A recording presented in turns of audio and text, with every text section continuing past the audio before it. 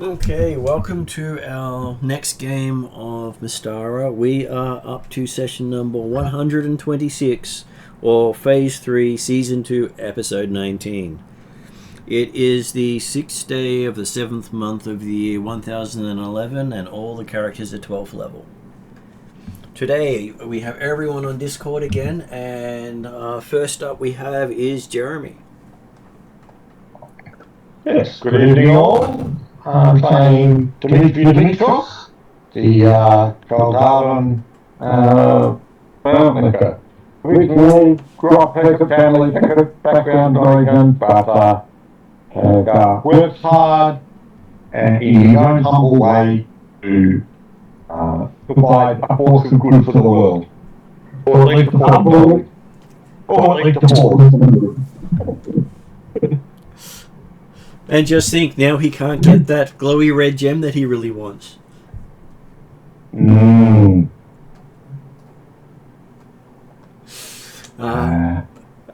sure you'll figure out a way to try to steal it. It's being put to good use at the moment. I'll get the other three first. Next up, I know where it is, I can get it later. Next up we have is Martin. I'm playing a Canberra monk. He's a wood elf, and that's about it. Well, he's an amazing archer, and he does have his high ground floating carpet. That's right. That's fantastic. I'm happy to lose the broom of flying because I can't manage it with the longbow. Well, you can literally fly on the broom and shoot with your longbow on top of it. Okay. Much like you can ride a horse and shoot with a longbow off the top of a horse. Yeah. So the carpet is easier to shoot from. But less maneuverable. Like with the broom, you can even do the whole fly upside down and shoot people. So it does give you options. Your arrows fly your quiver. Yeah, but the Kenzo monk would probably do trick shots. Yeah, and the arrows. I believe he will endeavour for them. Well, that's one of the point you look at you say. In the case of Fallon, his arrows dictate back to him anyway, so it doesn't matter. I've got two. Thank God. Yeah. Other one, but usually the third one. Yeah, Fallon really should start carrying a few other arrows. Because at the moment, you can never win an archery contest. Who cares? You shoot, hit the bull guy, if the arrow back at you, so they can't tell you won.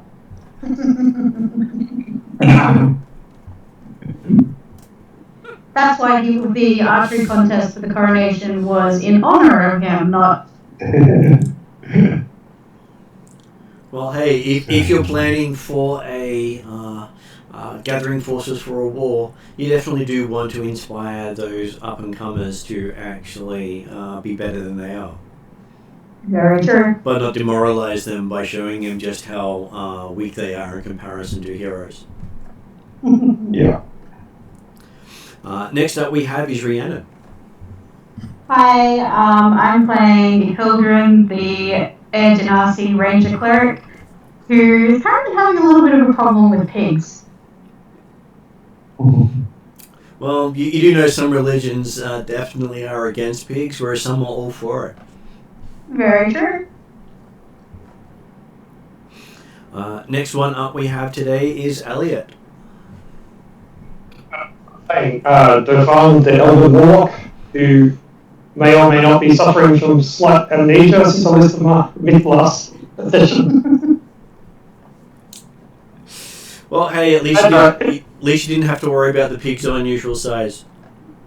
Because it's right. It's a fake thing. You wouldn't understand. And lastly today we have is Sean. I'm playing Generic, the High Elf Druid. Forgot who he was for a second, which is very in character because that seems to be his most common trait, that he has forgotten everything else about him other than that he is a druid. And rats love him. It's a fake thing. Yeah. Though I believe the fact that rats love him is far more memorable than the fact that he likes fire. Yeah, he also... A druid who likes to light fire in the forest is pretty memorable. Very true. He also has a stream of rats following him, but they've disappeared recently, and that has made him concerned. Not because he misses the rats, but, that means that something else is bigger and scaring the rats off. Which is what we're hunting, and hopefully not exactly what I'm after. Well, hey, I do have a nice little miniature available. Yes. I mean, my goal is not to take down Orcus. One of his devil's fine. Edward's a bit stronger than I remember him being. And when you put a character to scale to him, if you can even see that in there. There you go. You can see this little guy just sitting right about here. I don't think Edward's that big. But hey, I'm sure you're not really up against Orcus yet, are you? We'll find out. So, did anyone want to fill us in what happened in the last few sessions? To get you to where you are today. I feel like it's Dimitri's turn. Well, right now I'm honestly having trouble remembering what day it is after having about 15 days straight of work. I'm happy to scan through and summarize my notes from last session. It is the Tuesday game. Do we want the last couple of sessions or just last session? Well, the last couple of sessions were all about the coronation of the new king of Karamikos by Duke Stefan, which has led to where you are today. And the activities that occurred, but yeah. So we started last session with a month of downtime. So Dimitri had some goals, mostly around delegating people to get him the forces he needs to give to the war. Yeah, building up his troops. Yep. Trellin went to the Feywild and his monastery to gather more forces as well, as they are both landed nobles and have to. Genric went off with his Chosen clan to help them settle and build forces to help with the war, because they also now have to give men. And I ran around between people, forming more relationships, building up and supporting others in what they needed to do. We learned a bit more about Taladin, which was cool. We all got something, so Genric was looking for information about his daughter and how to get rid of the curse. Dimitri asked for further titles and recognitions and stuff. He's very humble. Trellin wanted books, and I was either looking at some stuff to do with making sure that with this new influx of elves, the Vialan elves weren't displaced or attacked, and or looking for more stories of Zurchev, since most of my clerical stuff is based on instinct rather than research. We've got about 5 months left before the war with the Master. I'm still being stalked by Devil Slime, and I'm in turn trying to track down one in particular. We got to choose what our mission was going to be, and we decided on the Fiend. And we're offered, not offered. We were given a job by Lord Bartram Cordelius, who's the Minister of Trade for Paramegos. These resettling elven clans of the Chossum and the Feodal were having issues. Originally, we were told that it was a failed summoning sort of thing. But what we found when we headed over to the Kalari Elves is that what was happening is the trees of life were too close, and where trees of life overlap, their magic gets weird, and there's areas of good things happening and areas of bad things happening. In what was the city we were in? Rifflin. We did some information gathering. Pilgrim went around smoothing over the people after Dimitri upset a couple of them unknowingly. As I said, we learned about the trees of life and the ley lines shifting and overlapping because of how close they were together. They hadn't known that this was going to have an impact because in L5 the trees were set up way before records and stuff, so they didn't know it was going to be an issue. Tends to be based around forests, not necessarily radius around the trees. The portals have shifted. The Fey Dark seems to be now as close to us as the Feywild and Elven Forest. We discovered Genrick had his lycanthropy cured, which is good. So we're heading... Maybe. We decided to head towards the reported issue at the top of Radleb's Woods. Sorry, still trying to convert my head from work to D&D. All good. Which is sort of halfway between the two trees of life. We started travelling through the forest. I had a premonition of something breathing on my neck. We discovered that a lot of animals, as we got closer to our destination, animals were less present.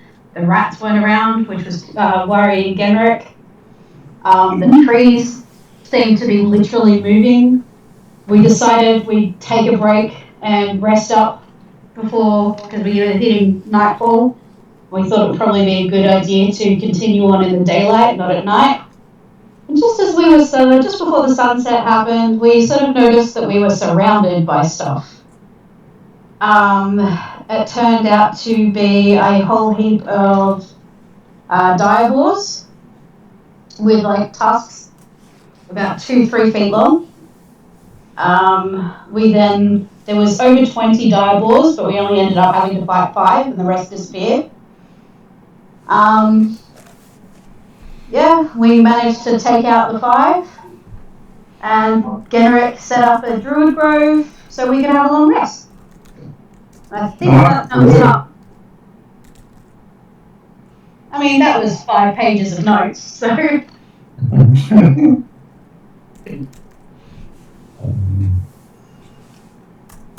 And yes, so that brings you to a couple more days in the forest with I believe that would be Dauphin actually catching up with you, having not travelled through some of the other issues you did leaving Raphilion. Of course, he of course shows up after you've dealt with the boars. Of course.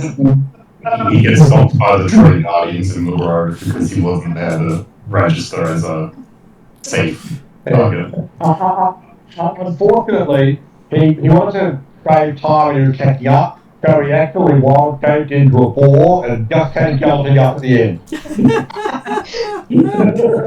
I feel that at this stage that would cause us all to attack him. Though I would have thought it would be far more appropriate for him to wild shape as a rat and show up that way just to mess with our druid.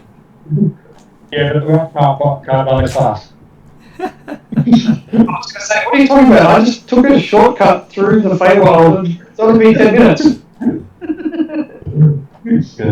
Yeah, what's the worst that can happen?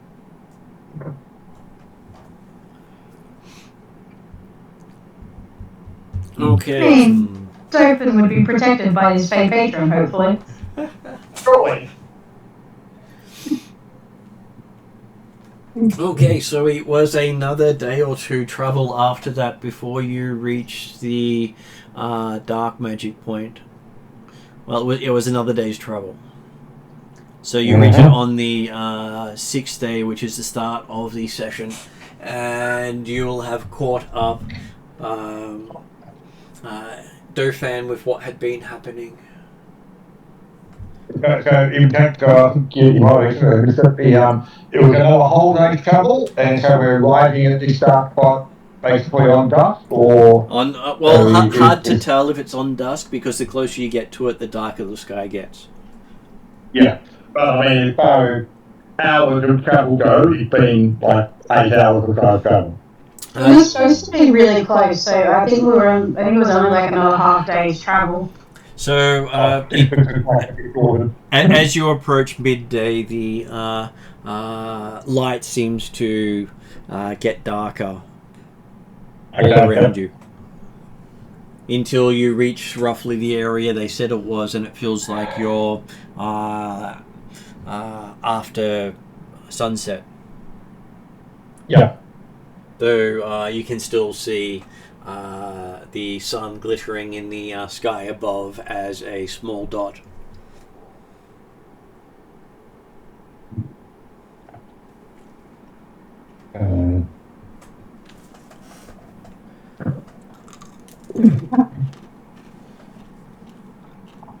So, aside from the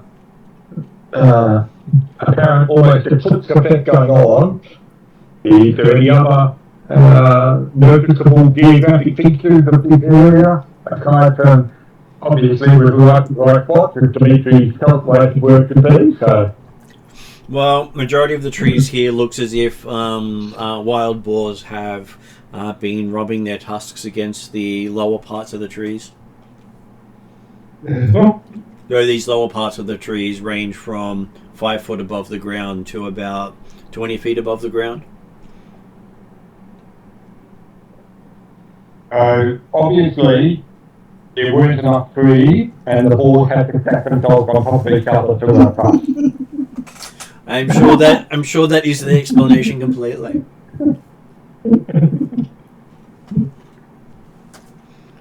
We're dealing with a trained circus acrobatic pigs. Yep, definitely. Light levels. Is it low light, dark? Like, would I need to put on my goggles?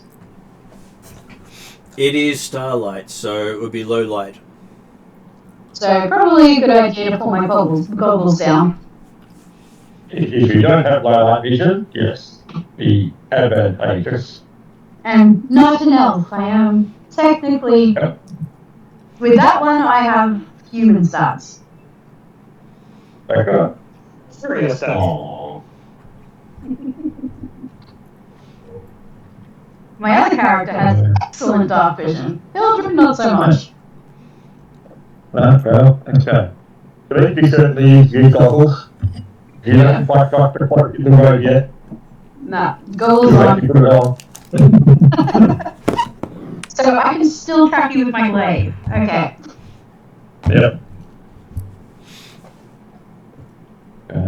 As you look around, you can see with the goggles specifically, they do show that there are little orbs that appear every now and then dissipate.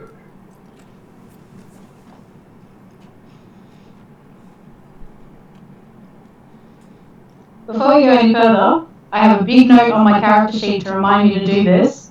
We've had a long rest, Martin. Do I have a vision, or do I get to roll a d20? You have a vision of... well, actually, I have vision cards right here. They can literally give you a vision based on a random card. And make it up. Nice. Okay, so apparently today's vision is the well upside down. I'm sure that won't be bad for you. It's going to rain, that's all. So it actually is a nice card, these ones from the deck of many things. Would I have any understanding of what that might mean? Well, Just got to find the right book. After Monday, I'm gonna pick myself up a tarot, D&D tarot deck. I think Seeker needs it. Thank you for reminding me. I'm going to roll for my prescient vision. Doesn't give me a vision, but I just get to save the D20 result for later. Yeah. Yeah, that's the other option for my premonition. Okay. Yep.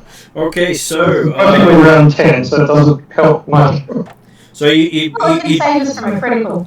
You do know that the well stands for a stone well standing in a peaceful meadow surrounded by wildflowers.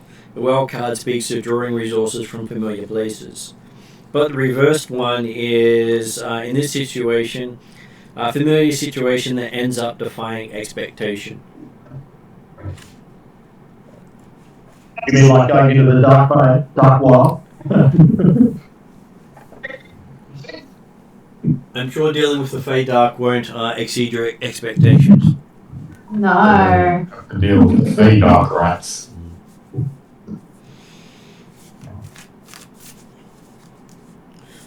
Could be worse, you could be dealing with fiendish rats. Or fiendish boars. It's still a possibility. Well, they've already had fiendish boars last session. Who were resistant to radiant damage. Yeah, that's why I dropped a rock from them. You've got to keep you on your toes.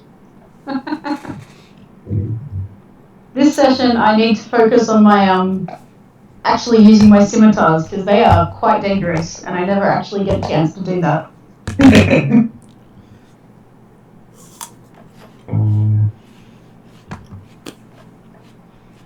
I don't know. Wouldn't it prefer to be a victim of not having to fight at all? Well, you're a wizard, yes.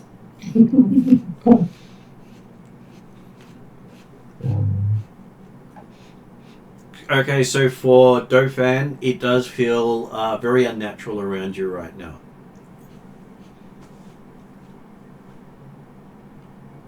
And for Genric, this forest feels wild and dark.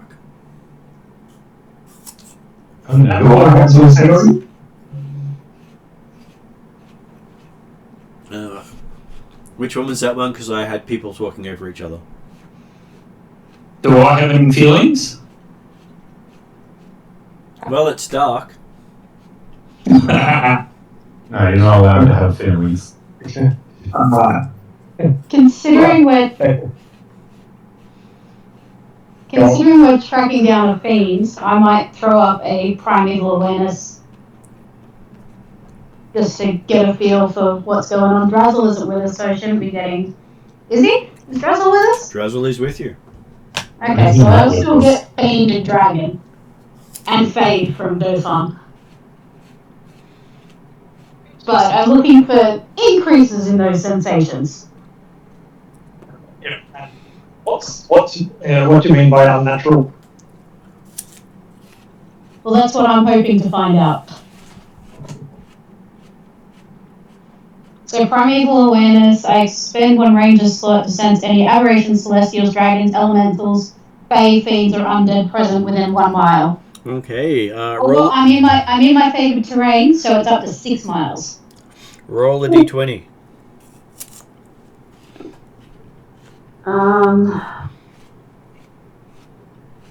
Let's go cherry blossom. 12. Do I add anything to it? You do not. Okay. Okay, so as you bring up your primeval awareness, ethereal butterflies burst into existence around everyone, Wow, blocking their sight and fluttering in their faces. Pretty.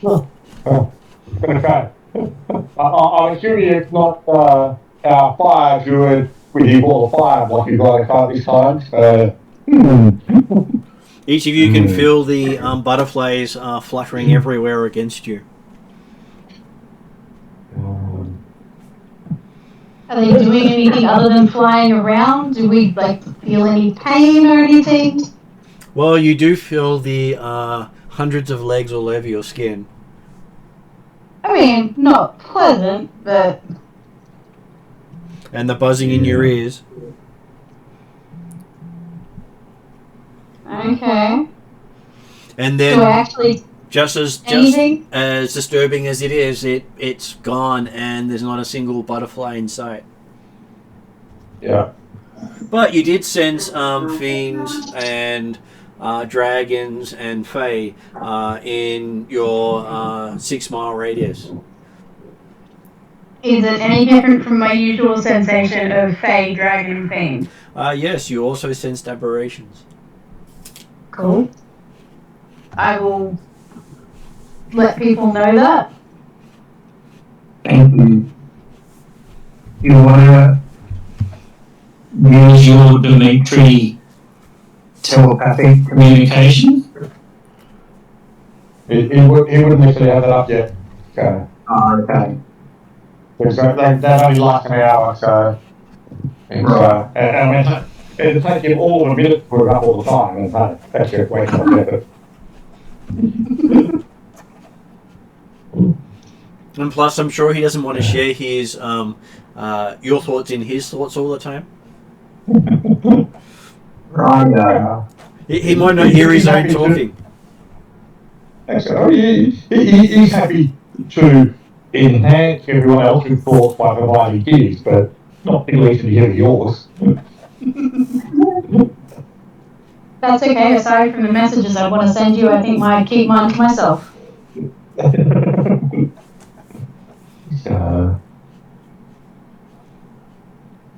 So there's not a increase in the fiendish energy, just the addition of aberration?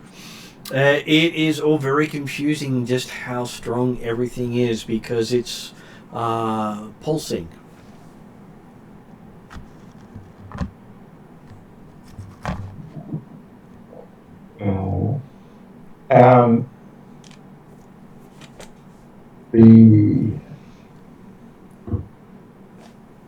Aside from the general feel in the air and the surround, there's no obvious big floating black hole or anything like that actually in a clearing or anything like that sort of stuff. We're not looking at something physically there that says, yes, this must be the center of the emanations. Well, those with the gnomish goggles do still see these spheres appear every now and then and shrink and disappear. Yeah. Okay. But it may be present, we didn't the day it wasn't true, but yeah. It was mentioned after you reached the area and put the goggles on. Right, yeah, okay. Well, Dimitri will do a bit of a circuit around and see how far these glowing balls of light appear and speak and things like that. And whether they are focused in a very specific area or whether they, again, effectively go backtrack 100 feet, 100 yards, whatever pops up, and just see how far we got. Okay, they are not particularly dense. The as you see the lights start to pick up as you get it a bit further from the party, but they do seem to be thicker further into the forest past the party.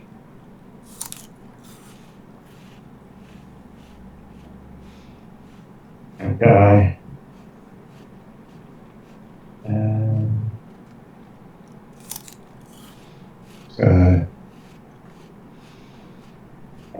So it appears certainly the walls between the real world and the Fey world are quite thin here.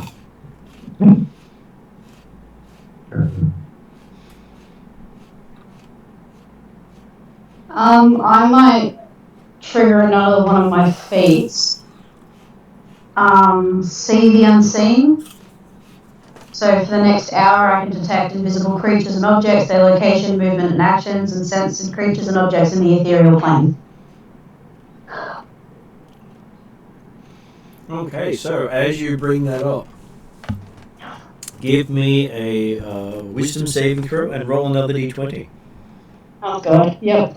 It's not magic, it's a feat!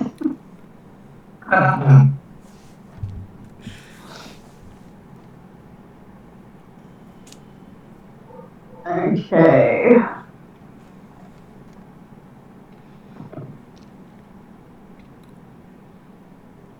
I rolled a 2 on the d20, and my wisdom save is unnatural 20. Did you go unnatural or natural? Unnatural. Okay, 20. Okay, so you start to see creatures of immense size all around you.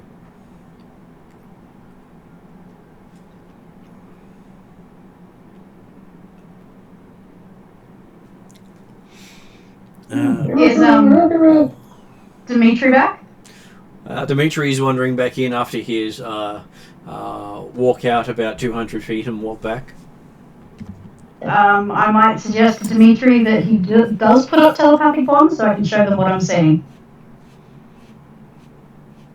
Okay, they're walking back finally. Yep, we're definitely on a boundary here. Yeah, okay, we will go. Dimitri will take a couple minutes, and first of all, he's going to actually put up another magic circle, and then also provide the telepathic bond if things haven't happened within that first minute. So as Dimitri puts up his magic circle, roll a d20. No, Michael 20.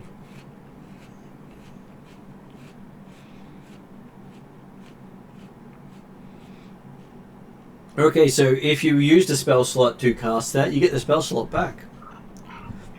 No, it's a ritual, so that's all good. But then, so the next circle gets up, and this time he is targeting the next bay. And nothing happened otherwise, though. You're targeting Faye.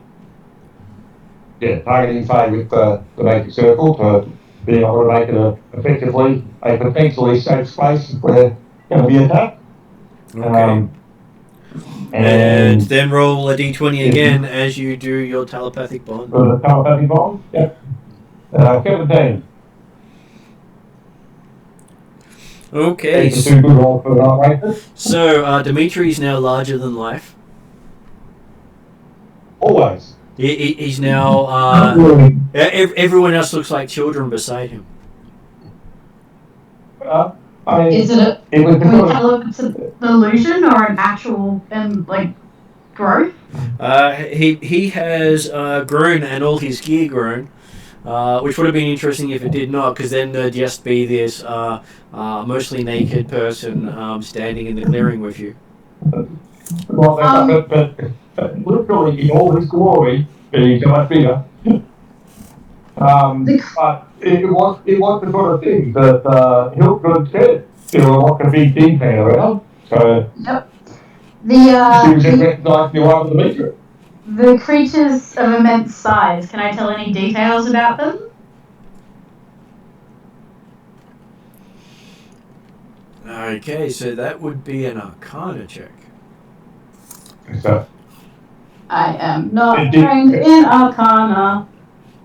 Did the telepathic bond actually to go off, or it just became effectively in like person? I know it still came off. Yeah, okay. Can I use wisdom for my Arcana, because my Arcana is all based on instinct? Sure.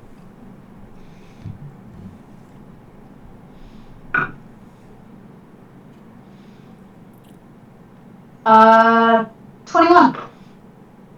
Okay, so from your perspective, you think these immense creatures are not Fae but aberrations from out in the void. They look like they have seen us, or are they just not, basically, not recognising we're there? No, they're all looking at Hildren. Everything's looking at me at the moment. Everything's hunting me at the moment. No one else can see them, so they can see you. Well, if we've thrown out telepathic bond, I'm sharing my vision. Everyone else gets to make a will saving throw. Yay. I got that. I use my super roll. Wisdom saving throw, you said? Wisdom saving throw, yes. 20 for Dimitri. 17 to Devon. 16 for wisdom. 29 for Genrick. Good job, Genrick. Looks like Genrick is not really phased by looking at horrific creatures. Well, I trust mine. Yes, he's had to look at his wife. Hey, if they're not bad, then you're all good. Do you remember your wife? No. He's still wearing the ring, but he doesn't remember being married. Well, maybe you should have been careful what you promised the Fae last time. So, are we all good? Nobody's getting any, frightened or... Well, we would say that Trell and Dothan are clutching their heads in pain as they just can't understand what they're looking at. Can I notice that and drop the vision from Trellin and Dothan, or... I'm sure you can. Does that... With telepathic bond, can I pick who I'm sending it to, or is it I just... believe you're either sending it or not sending it. But okay, quite clear. The link between the target by communicate telepathic with each other regardless of length or any distance. You don't necessarily need to broadcast what you're saying. You can broadcast it, or you can not aim at individuals. I might drop it unless, we end up fighting these guys. But it would have been up for long enough for Dimitri and Genrick to hopefully see and maybe have a better understanding than I do. Well, I will give those who... so Dimitri and Genrick can do a Arcana to try to understand more about them if they wish to.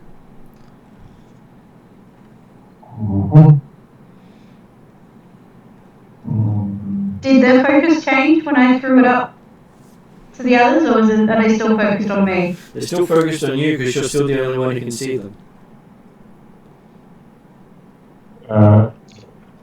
Well, rather than using the natural one, I will use my mental expert and take 10 on the roll, and therefore get a total of 30.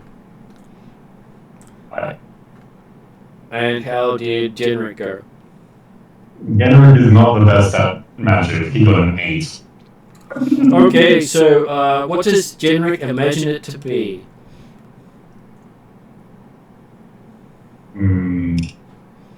I'm sure he'll tell everyone because he obviously has figured out what it is based on the information you've been given so far.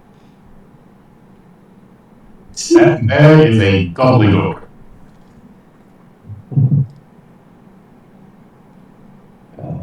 They eat children that don't eat their vegetables. Okay, and from Dimitri's perspective, he sees them as the source of most of the aberrations in the world, who generally send things through portals, which he thinks he's been seeing. And in the small like spheres of light that open up and then dissipate again. Yep, which only seem to be visible through your gnomish struggles. Right. So the orbs of light are portals. Well, For aberrations. they don't actually shine. They just, you can just see these orbs, and they just slowly shrink away. So how big are these orbs? They range from the size of your hand to about your height. Right. My current height? Yep. Right. Okay. That's a slightly different situation in my head, because when you first mentioned them, I was thinking of basically like a firefly type guy. Will of the wisps. But yeah, until you're close to one, it's hard to tell how big they are, and you did a bit of moving about to get some size. Yeah, that's right. It's like and yes, I immediately interpreted what you said the wrong way, so that's all good. My fault. I interpreted it the same way. I was thinking Will of the Wisps. But Do we see anything moving through the portals, or? The others don't. You see things sort of on the other side of the portal trying to... looks as if they're trying to push through, but the portal closes before they manage to get through. Okay. Again, I will communicate that. Which from Genric's perspective reminds him of the Alfheim forest.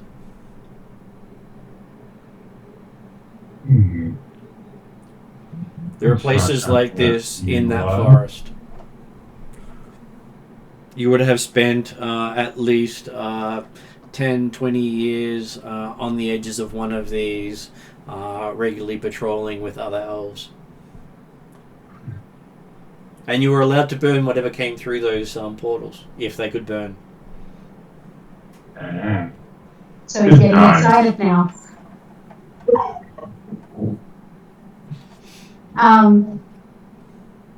Cool. They've been known to spew switch your armies. focus of your magic circle, can you? well, no, not. I could create another one, but the magic circles don't particularly. They're not effective necessarily against aberrations anyway, because aberrations are not necessarily a thing that's automatically from another plane. Okay. Though in this case you believe that they are from another plane if they come through this portal. Yeah, but in the sense that they would, presumably that other plane would be phase art type stuff, wouldn't it? Not necessarily. They can actually come from the outer planes. Oh, okay, basically make it more against beams or collectible. Is aberration an actual option? No, so it doesn't have undead, but target celestial, elemental, fey, beams, or undead. So it doesn't have aberrations. It is of a type that fine. I would probably say you could potentially do aberrations as well, but it only works on extraplanar aberrations. Yeah. Okay. Just that it's not something that everyone faces. Yeah, well, but it's also the sort of thing that Dimitri's not interested in doing that right now because, hey, he would barely fit in the circle. There's only a 10-foot area circle, and he'd take up the entire circle then. So. And while you're discussing this, Dimitri's status shrinks. Okay, I do fall back. Well, you were one size category larger for 1 minute. Right, yeah, no, that's fine.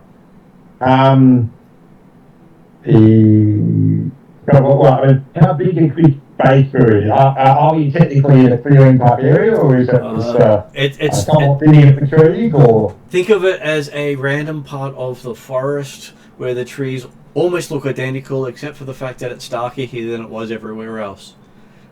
Yeah. With the midday sun above you looking like just a bright star in the sky. Do we think that this is where the centre of the issue is, or do we think we'd be moving further in? Because it did, you said it, the portals intensified further into the forest.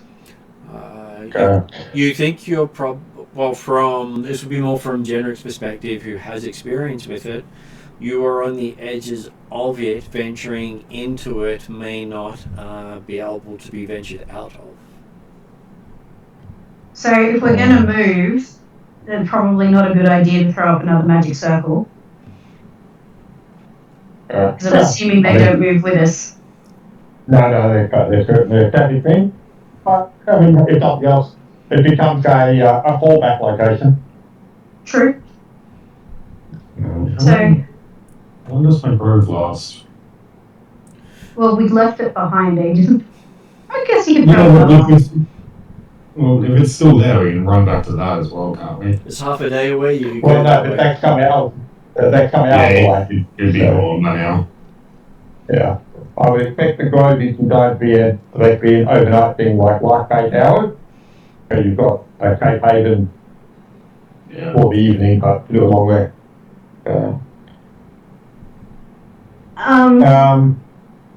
Yeah, well, it's got that would be part of what Dimitri was doing his bit of wandering circuit, was to try and track down the concentration and the centering of it, because, if we're just on the edge at the moment, and unless people have the capacity to enter the ethereal plane from here, to try and affect the giant creatures that might be opening portals nearby, it would seem we might have to go further into the lion's den. I can only see into the ethereal plane. I can't put us in there. Well, you believe you're I'm not sure we'd want to fight them anyway. You actually believe you're seeing through the ethereal plane into another plane. Yeah, right. Sorry, I said Jenrick has had exposure to these things before. Does he have any idea about anything that might affect the portals, etc.? Time. Burning whatever comes out of them. Silly question. The elves have not actually figured out how to stop these from forming. They generally patrol them after they form. Yeah. So we have a choice. We either sit here waiting for something to come through, at which point we probably still won't be able to remove the issue in the first place, or we keep going in.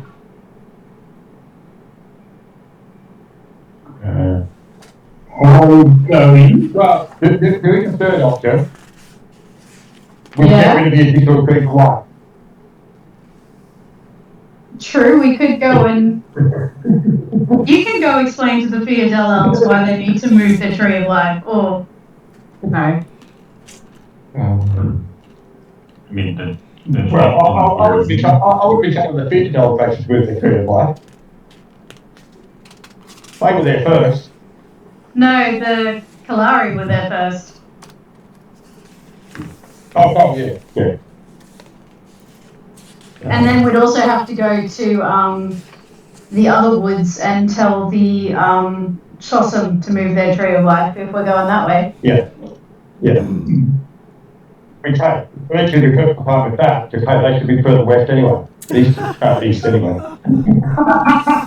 Are you pushing them towards the mysterious elves again? Yes, further east in the Murder Woods. I would definitely not advise that. That's right. Well, I'm sure you can only die once if they destroy the bodies. Dimitri wasn't actually recommending it, he was simply saying that there was another option. And that would just move the bad points of magic to another location. Yeah, the east is towards the other three, if I remember Let's correctly. look over towards diameter. It's not so bad. Yeah, you'd end up with 3 tree of lives overlapping. Still in Karamikos, but closer to Thyatis.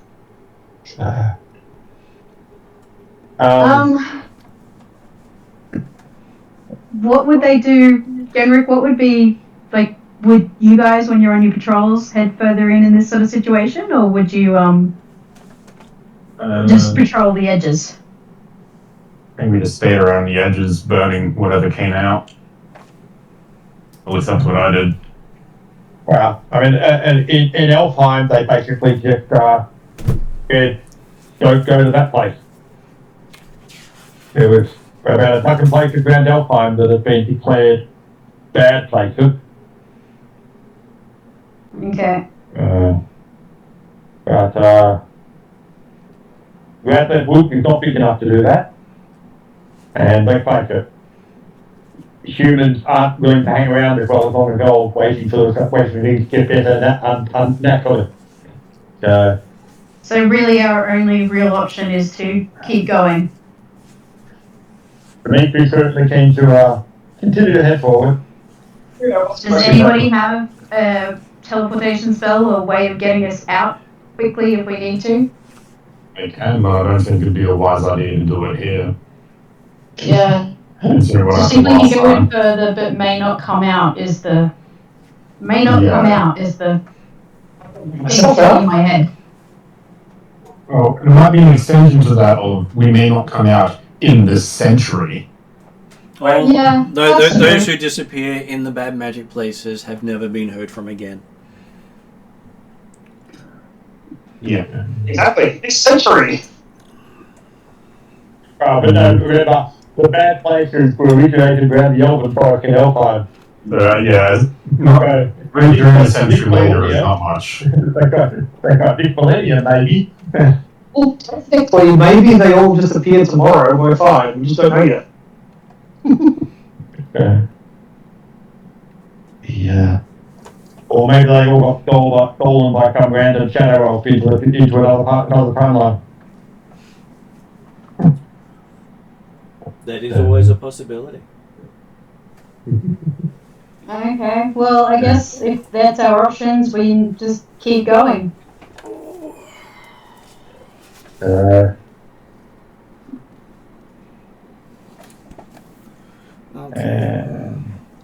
So as you go deeper into the forest, you do start to feel. You have the feeling of being watched. Not the pleasant feeling of being watched.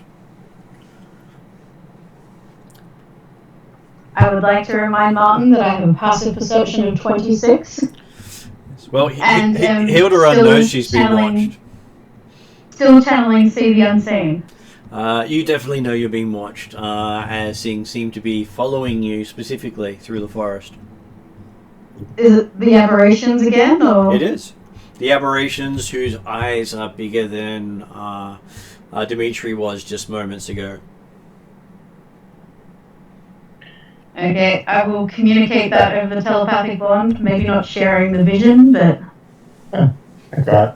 They certainly can't fit through the portal.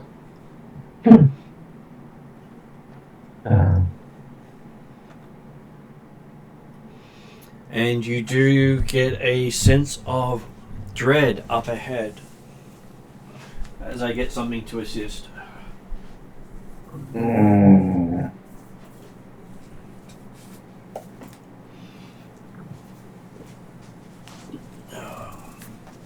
I can keep a lookout for what's on this plane because I've got 120 foot of vision, but my perception's not great. I Yeah, can no. walk in the trees and ask them about stuff going on within free also there. I wonder if you get, normal responses from the trees. When has Genrick ever gotten a normal response from talking to something? Very true. Well, yeah, I've got my goggles on and I've got my See the Unseen up, so I'm trying to keep an eye out for everything. not moving away from the party this time because don't want to be attacked by myself. I tried to help you position last time, and that ended up getting you impaled on the boar. On Boarsheart, yep. Okay, so And I see no problems. Genrick wouldn't. Yeah, you fixed the hole. Yes. And Naturally. the ball was killed out from under me, so then I just fell another 15 feet and got back up. and as you're moving through the forest, you do see the trees around you seem to start to appear twisted and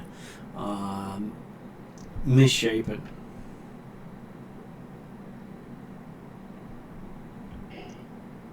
Do we see any animals, or are they all gone?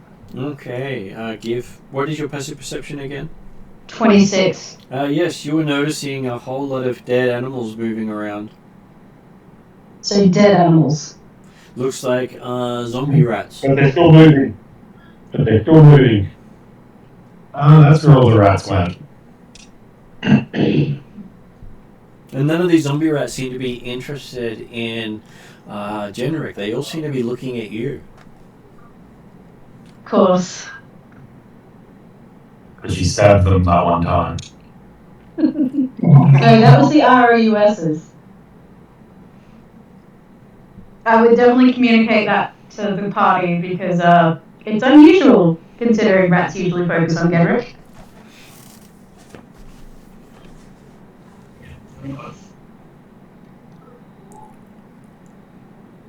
I'm definitely in my hyper alert mode. Okay.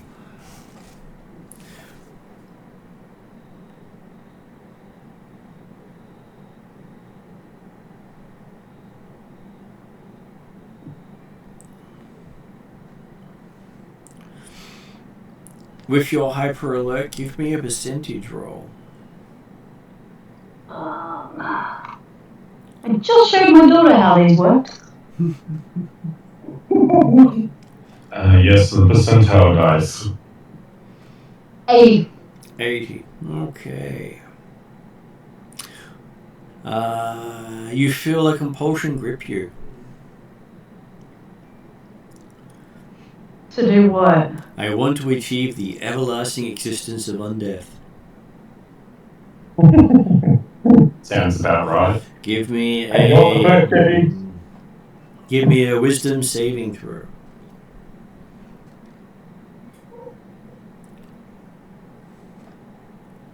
Nothing in my cleric powers will help me with this? Well, it depends on if you make the save. Yeah, wherever you're carrying cloak will have cloak power.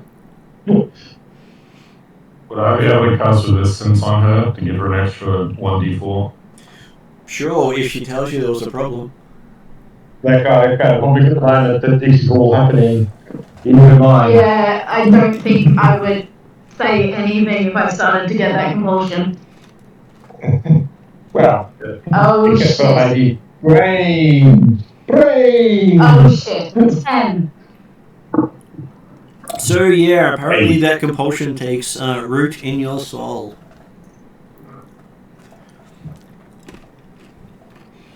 As you get flashes of a being of a huge size wielding a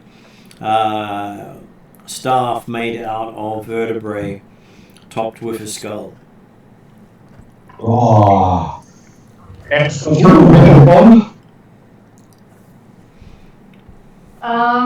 Yeah, I think I'd instinctively show you that because it would have triggered something. Okay, each of you gets to now make a percentile roll. Oh, what? I love the... It's nice to share. I got a 3. So Generic got a 3. Okay, so Generic feels the compulsion. They often become withdrawn and moody, dwelling on the insufferable state of life. He now gets to And make. Generic becomes emo. He now gets to make a wisdom saving throw. What did Martin get? 57. So, Trellin has... I have no compunction against tampering with the dead in my search to better understand death. He also gets to make a wisdom saving throw. How did Dimitri go for Jeremy? Does my advantage against being charmed provide any advantage? Sure. Compulsion is a type of charm. So, Jeremy, what did you get? 53. 53. You also get, I have no compulsion against tampering with the dead in my search to better understand death. So you also get to make a wisdom saving throw. And last, I believe we have is Dauphin. 67. 67. So Dauphin is joining Hilderon with, I want to achieve the everlasting assistance of undeath, and gets to make a wisdom saving throw. So we'll go back to Generic and see, what was your wisdom saving throw? 27.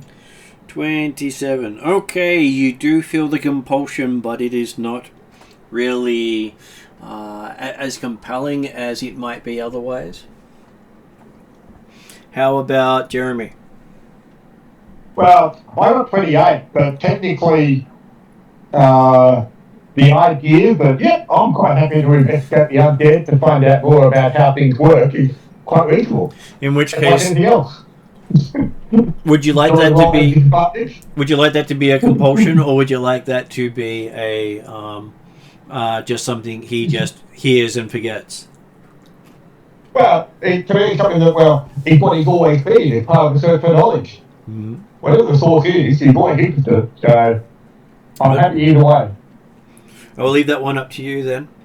And how about Martin? What did Trellin get on his wisdom saving throw? 21. 21. Looks as if the compulsion does take root in Trellin.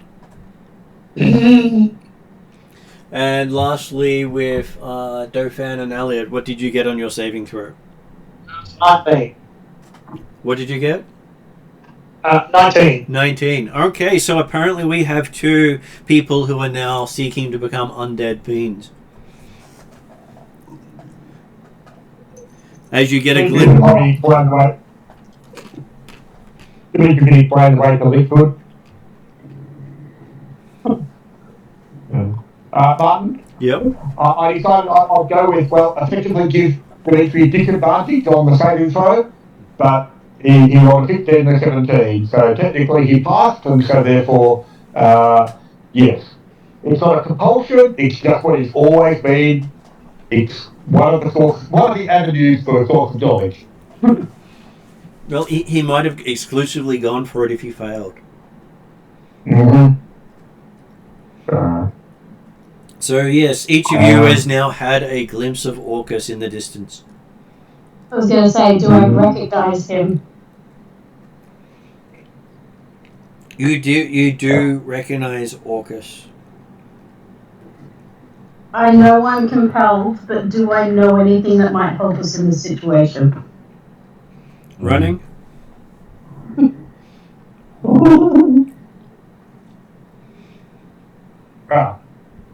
Remember, the first way to enjoy the immunity, the immortality of undeath is to die. Yep.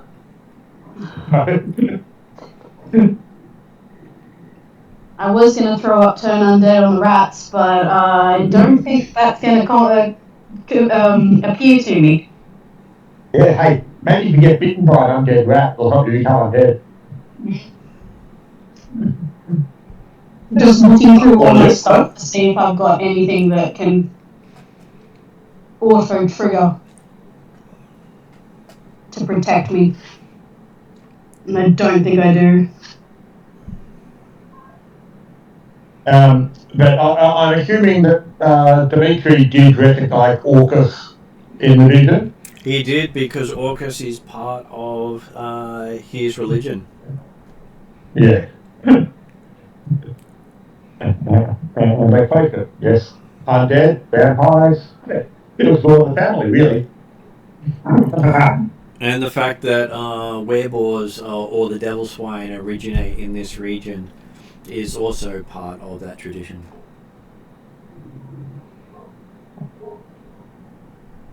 Now, technically, the original intent for us coming here was to investigate the report of infiltration by the Dark Spiral, or the what's it? Fiends of some sort who have taken root Yeah. here, and seeing one of the Immortals manifested in the forest definitely does say that there is a fiendish presence here. Yes, but it's also the sort of thing that it implies that it not necessarily something that we dealt with quickly and readily.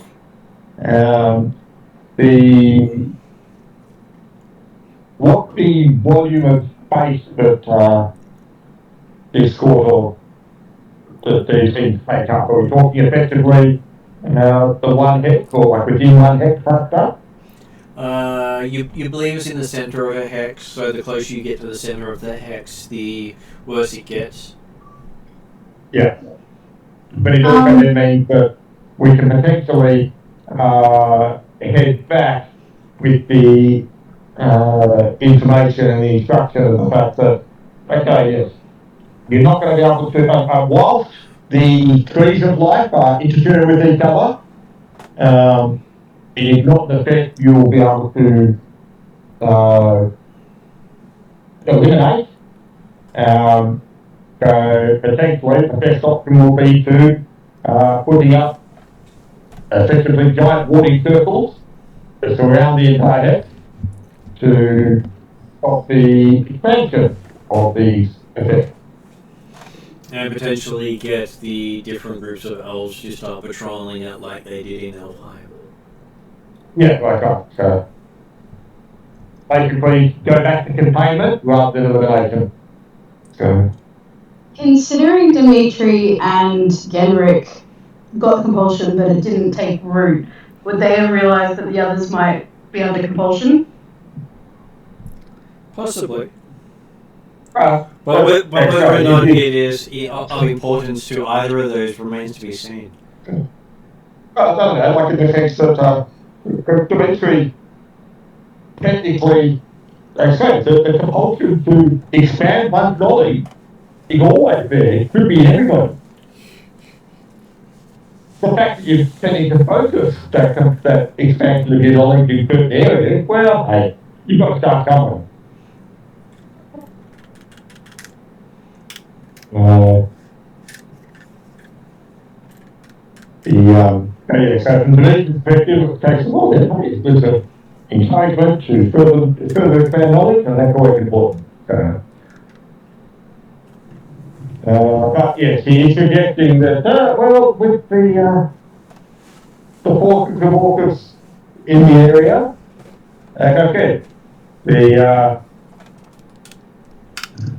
what it comes down to is that the barriers between the outer planes controlled by Orcus and the prime material are definitely weakened. It will be important to maintain containment and awareness. Well, I will give you a reminder that you had heard that a demon lord had made it out of Alfheim and across the mountain range. Yeah, I knew that one. I remember that one. Jeremy may have forgotten, which is why I was reminded. I was thinking when we had the demon lord, it was only the what's his name, the play file thingy.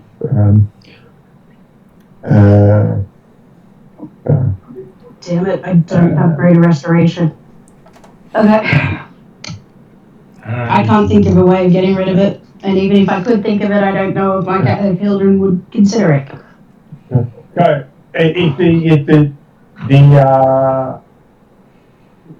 when we're talking about a demon lord that apparently has come from Alfheim across the mountains, Yep. obviously Orcus would count as a demon lord, or does he count bigger than that? Oh no, he does count as a demon lord. Okay. But he's also so he's an immortal of type demon lord, whereas Ilsundul is an immortal of type Fey lord. Yeah. So the description of the demon lord that comes the mountain may be something other than Orcus. You would expect it would be Orcus because there aren't that many Yeah, that hit that title. that's what I remember for what that title of demon lord, how broad a spectrum that covers. And so then, the fact that we've seen Orcus, that certainly fits the description of a demon lord that moved through. Of course, he didn't necessarily show around. He had lots of ways he could have come in, probably. So, but typically, the elves have brought their problems with them, and they can continue to maintain and contain their problems. And what was that? he was going to leave it to the elves to fix. Well, no, they're not the big, because obviously they've brought the problems, and therefore it's a problem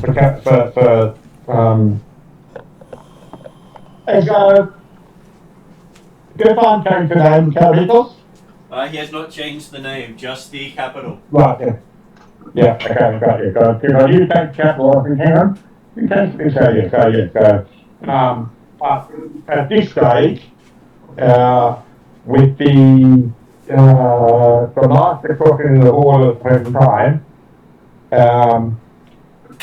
Orcus becomes, hopefully, next year rather than next week, apocalypse. Well, he'll probably need some time to summon his forces through. That's right. And so, and if you keep killing them, then they won't build up. Okay. And if you keep killing them, then they won't build up. Well, that's just it. You can sense that between the Raphilian and the Kalari elves, and presumably also then making certain that the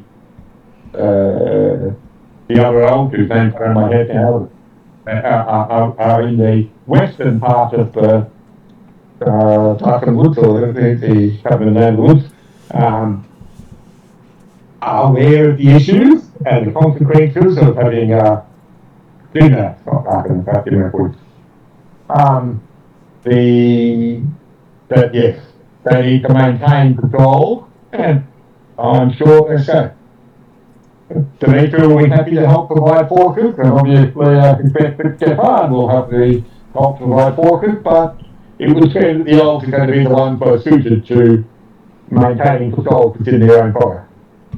So, Well, Our compulsion to do our things, does that seem to be pushing us further into the forest, or?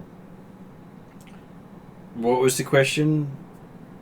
Our compulsion to do stuff. So Your compulsion doesn't push you into the forest, it just will, while you've got that madness, it will shape your life. Okay. The fact that, now that you've got this compulsion to enjoy the immortality of undeath, here you come. It'll take you a 20 level come to get there, but hey, it's a life goal, or an unlife goal. It could be worse. You could be going for Wraith, Vampire, Ghoul. They're all undead.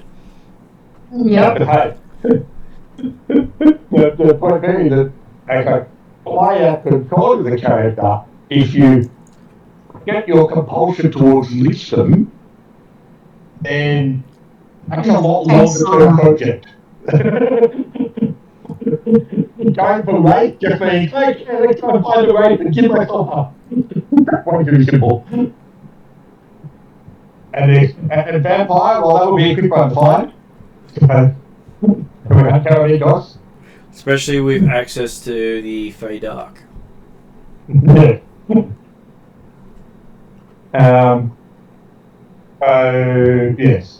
My recommendation would be to report back to Refillion and to go, maybe not necessarily go to Refillion, but potentially head directly towards the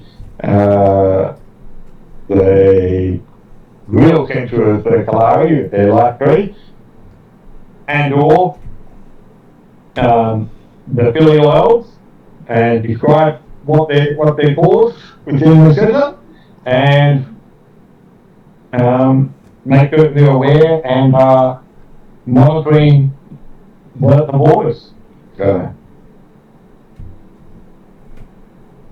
if they need any assistance or medical advice on how to set up appropriate barriers, go to long-term wards, go to a light area, Dimitri's more than happy to help. The other thing that it would trigger Hildren to look for is devil swine. Did I see any? You did not see any that were obvious. Seeing that image of madness has shaken you a little. Alright, cool. I guess the only other thing that Dimitri would recommend that we can do right now will be to try and do an effective circuit of the effect, so that then we can give a decent report on the area that must be protected and covered. So while you're doing that, I will give Dimitri a intelligence check.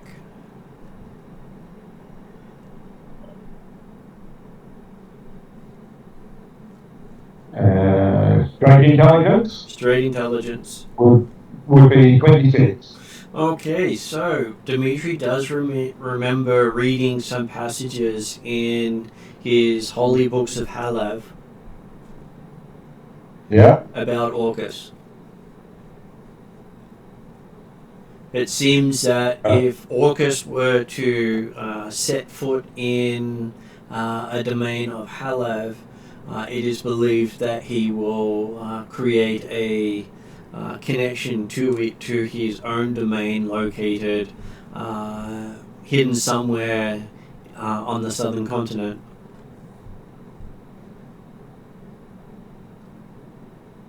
Mm-hmm. Said to be a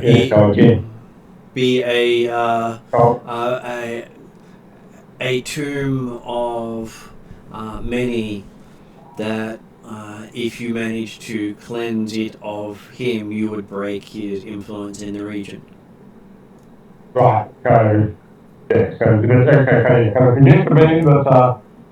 again, typical bloody old bringing Orcus into Halav's domain. The almost as bad as Platons at this stage.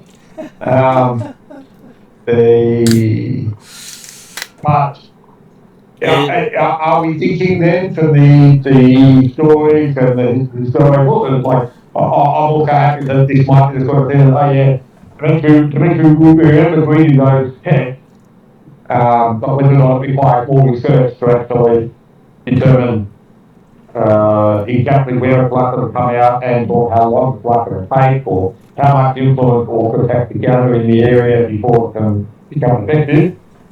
But the intent would be that we'll have to actually try and find this portal, go through it, through the Southern Land, or just take a trip down the Southern Land straight away and wander around here until we find it. I'm sure it's simple. It was said to exist somewhere near. You think it'll actually already be active right now? The location of it is said to be somewhere near Blackmoor in the first Elven civilization. Oh, okay, right. Okay, yeah. So the location already exists. It's just that there'll be a portal from the southern continent up to Canberra opened. Right? And you're sure that's where most of those portals come into play? And it may be why only wild or fiendish boars have been coming through at this stage. Okay, so the thought being the fact that the portals that we're seeing opening and closing all the time, that will become, they'll eventually condense and open up a permanent portal that actually, rather than opening into the Fey Dark, actually opens to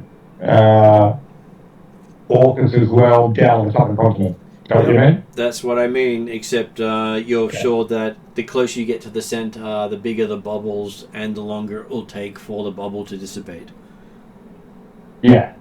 Which that's it. So obviously, we can expect the any permanent portal to open at the centre of the effect, where it's almost concentrated, and where they make the big ones already. So, based on what I can assess right now on the bubbles we're seeing, do I expect that there is already effectively a permanent portal already open in the centre? Potentially in the center. Yeah. And how far do I think the centre is, particularly if we're not having to do the loop of the conveyor type stuff? But I think, okay, the circle appears to be about a mile wide or 2 miles wide or something, and therefore the centre is. The circle does appear to be about half a mile in radius. Okay. So in that sense, we're not that far from it right now. If people hold on to their mind a bit longer, we can potentially keep going forward and take a quick tour of the southern continent. I'm sure that'll be easy. Yeah, see. We'll eliminate the problem down there. It has an airship to actually get back again. the notes on Orcus gives you 2 names as a potential of where to find Orcus in the southern continent. Either a holy place called Sa. Yep. Or a catacombs known as Rapanathak. Perfect. Which names Jeremy knows. That's right. They're not necessarily places that we'll go down to and be back again in time for the Masters battle in the next combat season. There's also the fact that the implication or the thought process is that Orcus is actually got a physical presence down there at the present time. He does have a physical presence down there at the current time. And therefore, the ability to actually eliminate the influence of Orcus and his domain down there in order to eliminate the effect up here would be possibly a little bit challenging, even for someone like Demetri. So, here is a actual book that Jeremy is familiar with, though he's seen other editions of it. Yeah. So, this is the edition of the book he has done. Well, done a few times, but never all the way through, because we never liked it that long. So, just so you know, it is a nice, thick book. The other book put on top. Yeah. Not something we'd be able to do before. Even for the it's probably not something he clears out before breakfast. It is achievable, it's just something that will take a big chunk of your time. Yeah. How would my compulsion for the everlasting existence of Under sit with my religious aspects? You're disgusted with yourself, but you still want it. So I'm aware that it's a bad thing. Oh god, yeah. Just because you're compelled to do something, think of it like an addiction. You have this desire to feed the addiction, even if you don't actually want to do it. You know smoking's bad, but don't stop your smoking. If we get out of the aura of Orcus, is it ended? No. Well, you once can a try that madness, as a first step, but yes, it won't be going away immediately. once a madness takes root in 5e, it is very hard to get rid of. Oh, upsides. Just throwing that out there. What was going? There are some upsides to undeath. Just throwing that out there. Yeah, well, You get to die forever. like I said, Dimitri's would be quite happily accepting the idea of, well, it's an interesting pathway of knowledge, and I'll be curious to see your results and witness your research. As a cleric of Zerchev, it's something I definitely don't want to do, and one of the things I want to do as soon as we get out of here is commune with Zerchev and or visit a place of worship. But yeah, okay, literally, even if we did get through and manage to jump through the portal with the intent of eliminating Orcus's influence down on the Covenant continent, and therefore removing it from in Rapid Wood through the portal. Dimitri saying that I don't believe this group is quite ready to take on a demon lord by themselves. Irrespective of the fact that by the time we get to the bottom of the part of that, hey, we'll be a hell of a lot stronger if we get there. So,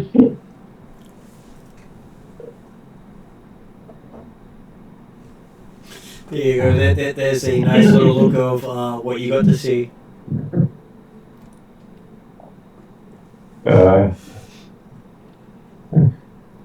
and that would probably, that's the effect of the reducing the image size to allowing one's mind to encompass the effect. Actually, it's a lot bigger.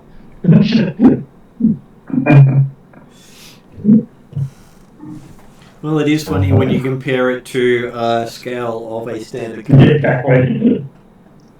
Yes. But hey, I also have a Kraken miniature around as well, so they are of comparative size. Yeah. So you can head back to the Elven City town for safety, Raphilion, and there would be a chapel to Zerchev there because he is honoured amongst the Kalari. So what would be the Path of the Kenzai monk version of that? You would probably just follow any of the Elven deities, probably Maladin. I just got to actually pronounce the name correctly because my mouth doesn't want to work properly today. But we all get that at times. Okay, let me see.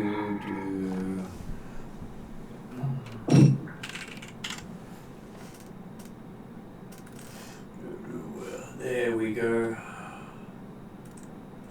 That god is the elven god of Alfheim. He is the first king of Alfheim. Nice. And he is also he's the god of Starshine and Rainbows. he's also the archer god as well. Nice. So he created the two clans that bear his name. I think it's a Maladin clan as well as the Red Arrow clan. Ah, okay. I think he's just the god of red mana. Well, all of the energy gods can use that as a holy symbol. Yeah. That is the holy symbol of energy. Well, that's my path, my secret path. So that's an advantage. It is. I thought you would appreciate seeing his actual holy symbol up there for you. And he's known as, his basic names are Caretaker of the Elves, Star Watcher, the Guardian, the Red Arrow. He normally protects the elves even against their better nature. What about Dauphin? He would. You're also an Alpine elf, aren't you? He would protect him against his better nature, not always succeeding though. With my character, I think it'd be more likely to be in league with someone a bit more down to earth, flexible. Well, you definitely wouldn't be taking the main elven god. Oh, come on. He's the epitome of flexibility. Okay, let's. Lamb is so fun. I haven't got all the elves in the elven one at the moment, but I do have Ilsandul in there. So you have.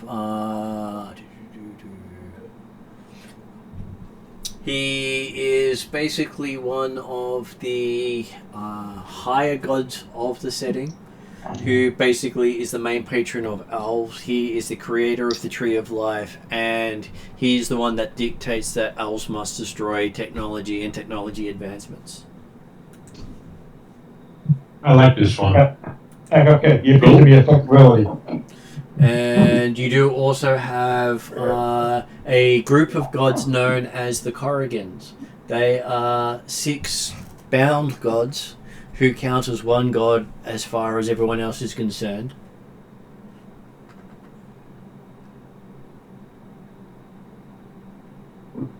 Actually, it's 11 gods. I didn't. I've forgotten how many were in the group,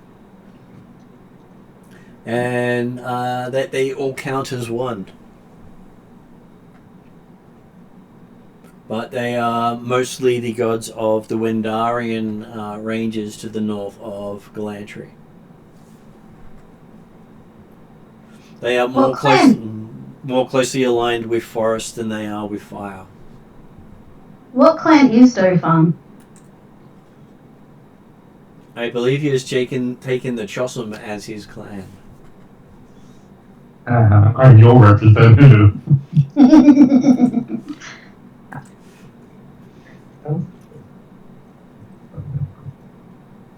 Which is always funny when you end up representing a people.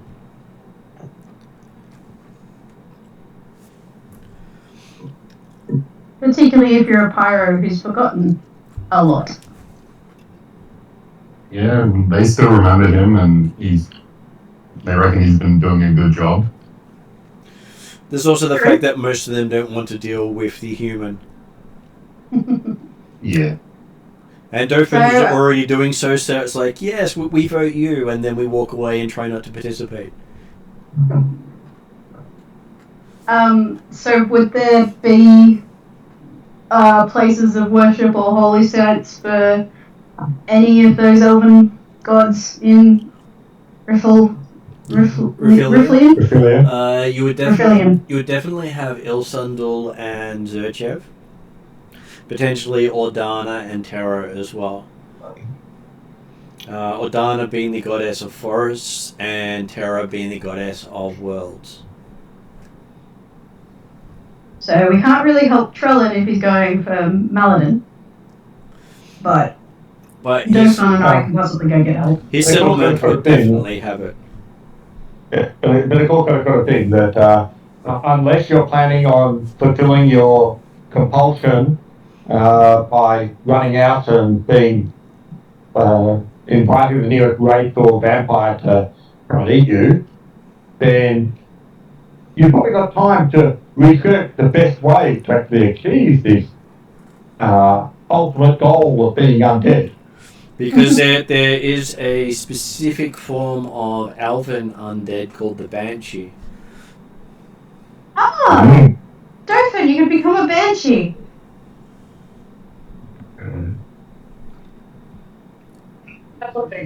Looking at what's the best option for me to become an undead. Well, you don't want to become an NPC. Yeah, you want some free will. Well, the easiest is ghoulism. It's the easiest, but I don't want to say most powerful, but at least. So if you're seeking power, then Vampire Lord racks up there with Lichdom, as does Dread Knight. Yeah. So those three sit amongst the upper echelon, whereas Nightwalker sits above them. Like, yeah, so what your obvious option to find out more will be go and talk to Bargle and have a talk to him about his Oxider that he had up in what's it called, but up in the northwest. That was looking at the Great Knight that hold up all of the forces there.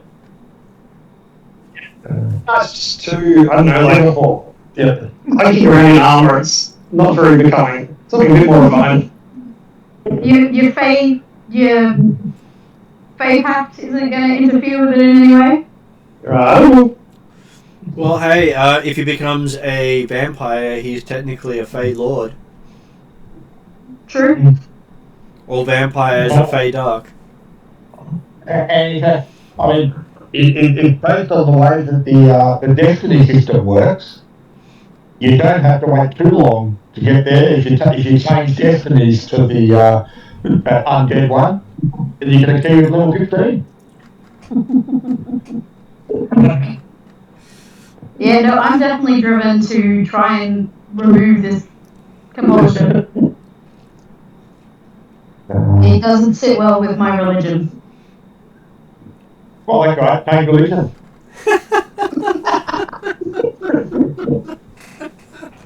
Religion has helped me out a lot.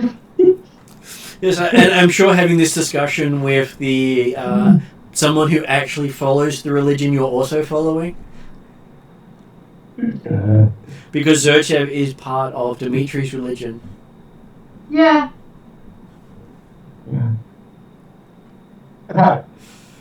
You live in a home that has like drawings of Zerchev all around it. Yeah. And Orcus is also part of your religion, so technically you don't have to change your religion to change God. And the point is, from Dimitri's perspective, he believes in all the God. How can he get that faith in them? He knows they exist. A source of knowledge and input and academic understanding. And they keep him from going mad. Okay. My slave target and the source and the focus of all my hatred is as a devil swine with the mark of Zorkus emblazoned on his chest. It is, yes. Everything about, like, every other part of me would be fighting this compulsion. Though the amusing thing is the devil swine is not undead, so you don't want to be one of them. No, I'm glad I don't have to. I don't suddenly desire to be a devil swine.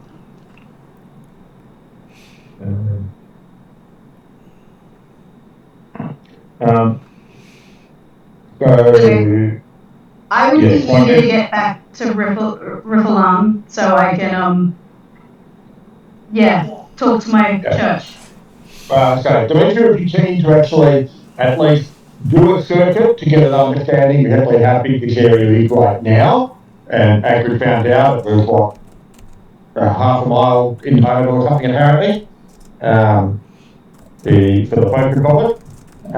And then, it needs to be reported to the Kalari elves and to the Cilio elves. And hey, you guys better get yourself sorted out. And Dimitri will obviously give some pointers on how to set up good boards and provide appropriate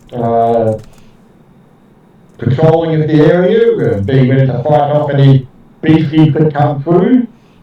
Is it half mile diameter or radius? Half mile radius, so full mile diameter. Okay, yeah. But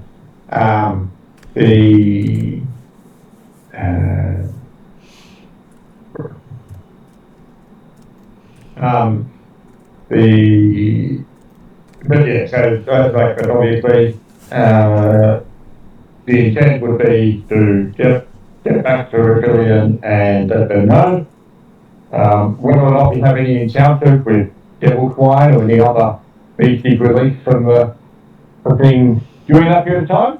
Don't know, but obviously they were never really an issue. Demetrius dealt with them as we went through. Is Demetrius used a double swipe? And the other guys were around. They might have had an impact. They might have had some influence on the encounter. But Dimitri has actually encountered a devil swine before. He has. Okay. On a orcish island out in the Sea of Dread. How'd you go with that one, Dimitri? how do you think? Oh, of course you wiped the floor with it.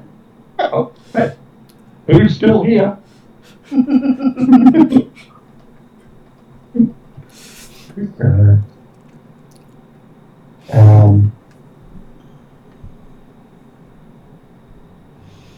Yeah, so he said, do we come across any significant problems while doing a patrol of the circuit? You do notice the absence of a lot of animals and that the trees are all twisted around, so a large force heading in this direction would definitely be hampered. Would, Well, so certainly, Dimitri's not suggesting that they should be trying to penetrate it. It should definitely be effectively warded as well as possible and patrol the outskirts to ensure nothing comes out of it. Well, the point is that something entering or exiting would be hampered. Yeah. Yeah. Rhiannon, you were going to say something? I was going to say, does like the trees and the lack of animals, is that familiar to Genrick?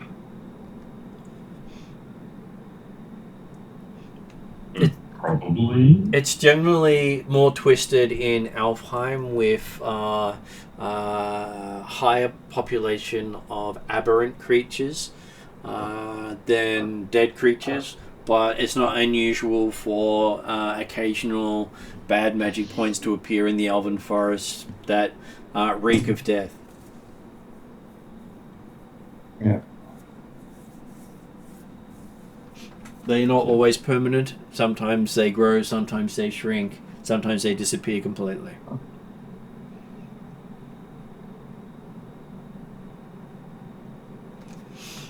But like I say, the dead magic or aberrant magic zones that were in Alpine, the elves had worked out related to previous life interactions, even if they didn't necessarily advertise that beyond their role. Is that true? Or they had not passed on that information to anyone, so if they did, you don't know. So obviously they need to meet you to explain it to them. Mm-hmm. In great length. Okay. Any other suggestions other than going back to Rifflin?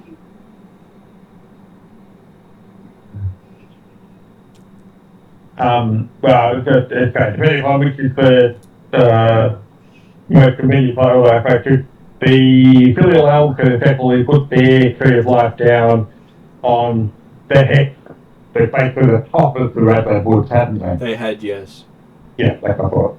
And the geography doesn't really matter, we discovered. It's about the fact that it's a connected forest. And it creates a ley line between the trees, and generally where 2 or 3 ley lines intersect, magic gets warped. Yeah. No, I think it's more the idea, and obviously the size of the thing compared to hexes, it wouldn't matter too much before it. Okay.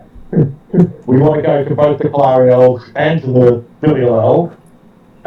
It was just readily promised first, and okay, if we head to Rifflin, then we can come through more open terrain to get to the filial elves afterwards. Unless, of course, the elves decide to send their own messenger to explanation. But then they wouldn't get the wheel beat hard because it wouldn't be there. We are going to have to head over to the Chossum Elves as well. Mm-hmm. Okay, so on the 9th of the month you make it to Raphilion, and find that there is a gathering of elven elders from multiple clans there discussing the ley lines, because this is probably the first evidence they have of the actual source of bad and good magic points. Yep. As they didn't have anyone who understood what they were when they formed previously. And now they've got to make it.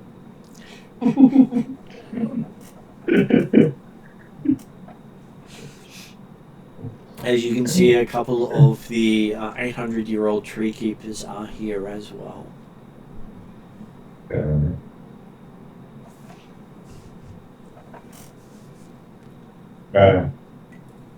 Well, so depending upon the reception we get to the invitation, or at least allowances we get when we arrive, Dimitri's intent will certainly be to insert himself in on any of this conversation and discussion to ensure they get the right information and the right understanding of exactly what they've done and what the effect will be, and the implications of the opening of a portal to the common continent, into Orphic as well, and that, yes. Do we recognise what clans are there? You do recognise they have the Chossum, the Kalari, the Theodel, and there's another clan my brain was trying to remember which of the different clans are. Right, so with B. Right, so with B. That others aren't supposed to know about? They will I'll associate with the Theodel. Okay, they do also have the Maladil clan here. So one of the clans of the Elven Protector God. The ones that are missing that you're used to in the forest is Red Arrow, Erendil, Grunelf, Longrunner. Grunelf would be very useful because they are the strongest monster slayers of the elves. They're the ones that generally are employed to stop this thing more than anyone else. Martin? Yep. Where is this group in relation to the Monday night group in timeline? Okay, Monday night group. I'm just wondering whether or not Tools had the chance to report or provide information the fact that, hey, we're going to try and get some elves to settle in Yularum. You are literally 7 days ahead of them. So Llewellyn wouldn't have reported that yet. 5 days ahead of them. 5 days ahead of them. Potentially that, yeah, depending upon if Llewellyn reported back that they had the request to come through when he received that request, that would mean that, and if his report went through the message stone, including to Dimitri, then Dimitri would be aware of it. He would be aware of it, yes. But not yet. No, he would be aware of it now because it will have already happened. Like in the sense that Monday night session was Monday is 5 days ahead of us. Mondays is 5 days behind. No, 5 days behind. Yeah. Okay. We're 5 days ahead, he said. Yeah. Yeah. That is correct. So that means that the meeting that Lowell had with the Sultan of Yularum and agreed to bring in the elves to settle there, assuming he immediately, like Shaker, reported back to his superiors what's going on, what's happening. Yeah. That happened a few days ago from our perspective. So obviously from Dimitri's perspective, oh, good, there's one spot we can separate the bloody trees of life and reduce some of these problems. Yep. I believe Children would be fully in support of that. there was also another Elven plan that we would suggest as being the one suitable for the alarm. Is that correct? That was correct. Yeah. But hey, I'm sure it's better than one. I'm also guessing that the Theodel and the Kalari don't really want to uproot themselves again. The Kalari have been here the longest, so they... No, it's Chossum. I meant the Chossum, sorry. And the Chossum have chosen the Dimrak Forest because it suits them. Yeah, but obviously it's the fact that they've still got another tree of life, so it's just another set of ley lines and disturbances within Karamikos. So the Miladil may actually, and the Red Arrow may join forces and do so. They're the ones most likely to take up that challenge. Having lost much because the forest was the origin of their clans. Meaning that these two clans are only 1800 years old. right. Well, certainly as a character, Mitchell would be keen to say, hey, look, there's other places that need trees of life that we know the master's not going to head towards, so they'd be good, but I'm also happy that they're not, that once we currently have the tree of life in Karamikos, I'm not actually moving again right now, so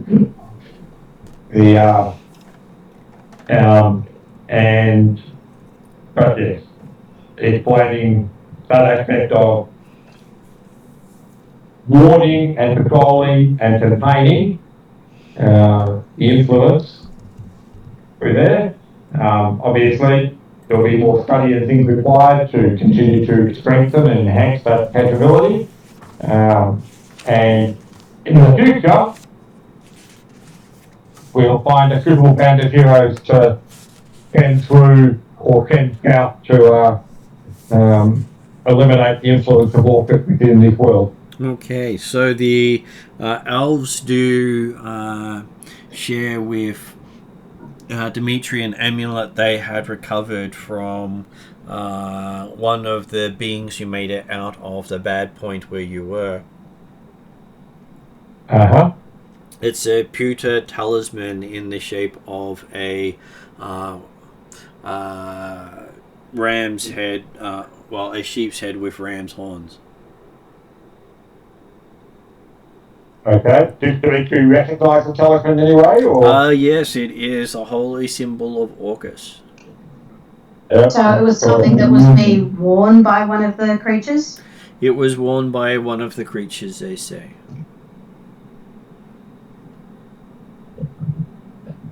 Does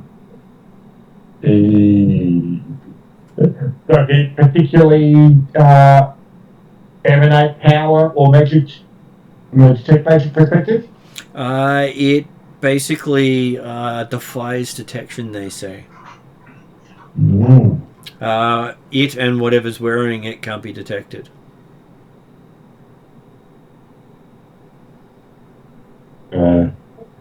Would I know anything about...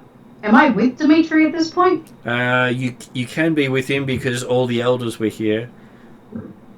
Whether you feel like you can intrude yourself upon the discussion of elven elders like Dimitri assumes. Well, I guess Dimitri can always bring me the talisman later and I can have a look at it. Well, are they giving the talisman to Dimitri, or just saying, hey, this backs up your theory of Orcus's involvement? And I said, yeah, obviously I knew that. I don't need backup. I know it's true. So, well, they're happy to give you the amulet because then it's no longer their problem. I did figure that was also part of their thought process. So.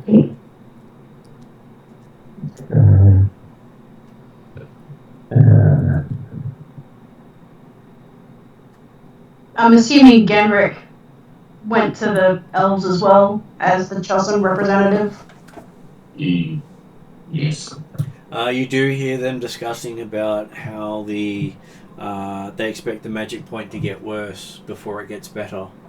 as the trees start to fully get root in this country.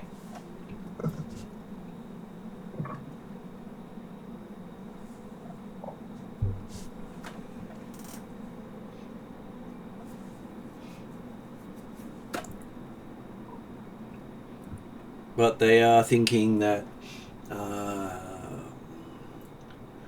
with the information you provide, it might be worth sending someone to this other side and trying to sever the connection.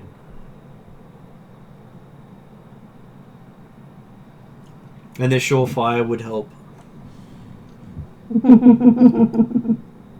Pointed.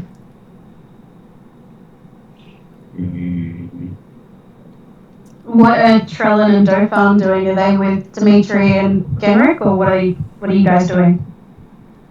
I'm trying to hang out with the Fatal crew, but maybe that they're not interested. Well, they would be in that meeting as well discussing it, so they would greet you warmly as their saviour. And presumably, if they've accepted the presence of Dimitri and the party as part of their deliberations, then the fact that the party was the ones that went there and did the investigation and the scouting at the start, it would seem logical that all the party were there, whether they were all part of the discussion, different question. But I presume they'll be questioned about what they saw and what the meaning was and things like that. And obviously Dimitri will be explained for them most of the time, but sometimes they might get a word in. Yeah, I think the phone will be there, but in the background, letting Dimitri do his thing. Slightly learn, it's easier this way. And considering you guys are the heroes of Caribikos, they are looking towards you to solve their great problem. Question. Yep. It's been a couple of days. It's been a couple of days since we encountered the bad spot. Mm-hmm. In that time, we've had at least one long rest. Yep. I would have prepared sending in one of those times, and I would have sent to Jarsili, my mentor, to let him know and ask him to warn and talk to the mysterious elves, the Violin elves, about what's going on. Okay, so yes, you would have gotten back a sending saying they have records of these settlements that you have named, and say that many a hero has gone in search of it and not returned. Okay. Including a army of paladins. Martin,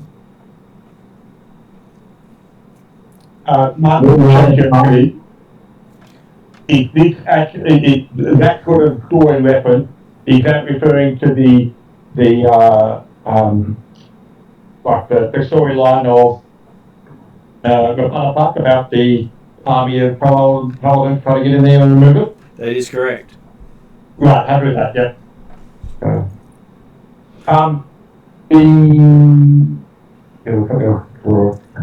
Did the Violin elves actually send an envoy or ambassador into this conclave with the elves at Redwood? Yes and no. They had someone there, but he wasn't saying he was He wasn't representing anyone. because that unofficially exists. Yeah, happy with that. And from all the other elves' perspectives, they just gloss over the fact that he's not one of their clans. Yeah. Would it be someone I recognise? You would recognize him as one of the guardians of the Keeper. I would probably make my way over to him at some point and chat and report and stuff. See what I can do. See if there's anything I can do to represent the Vialian interests without representing the Vialian interests. Well, he does say that they are looking to have a champion represent their interests in the expedition going to put a stop to this threat.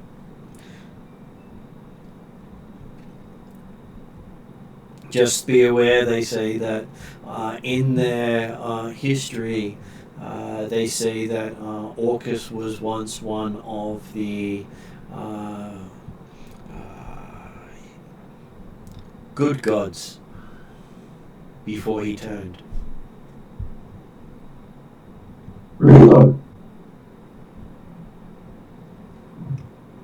He was not always evil.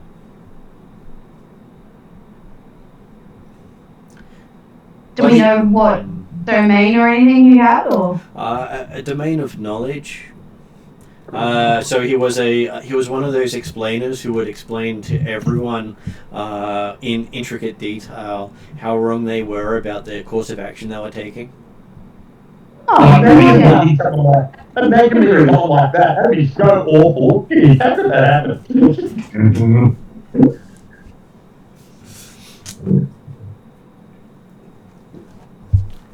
Okay.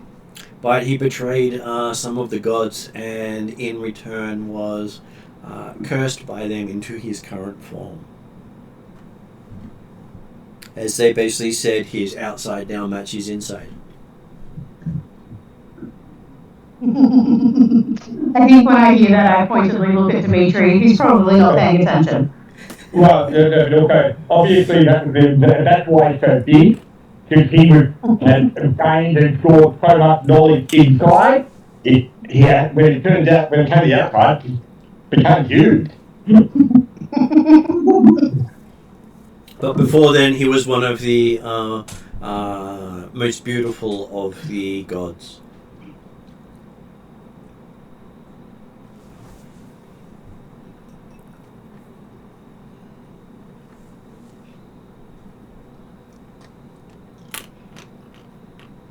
But of course, that's mostly lost lore that the Vialians collected from the first Elven civilization.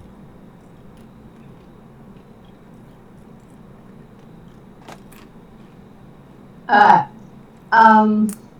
would probably say to the Vialian non-representative that if the party does go, I am happy to represent their interests.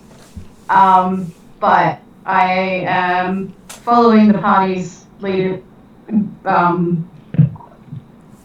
the moment.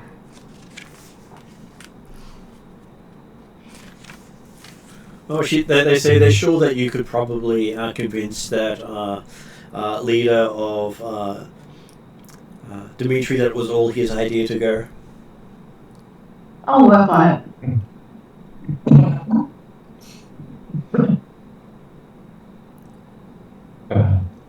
Well, as a player, I'm more than happy to go if another guy will partake.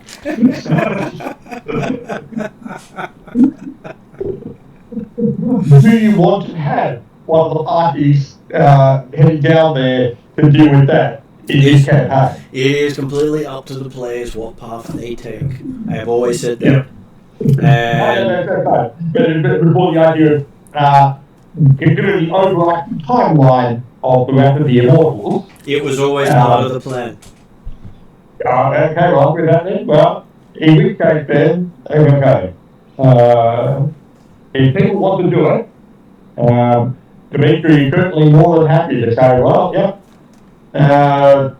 we'll do a bit, we can take a bit of time, it's like at least a few days, whatever, to do some research on exactly what we know about this for Parthak or Zun, and also potentially, practice up some of these teleportation circles so he can get home and get no one else can.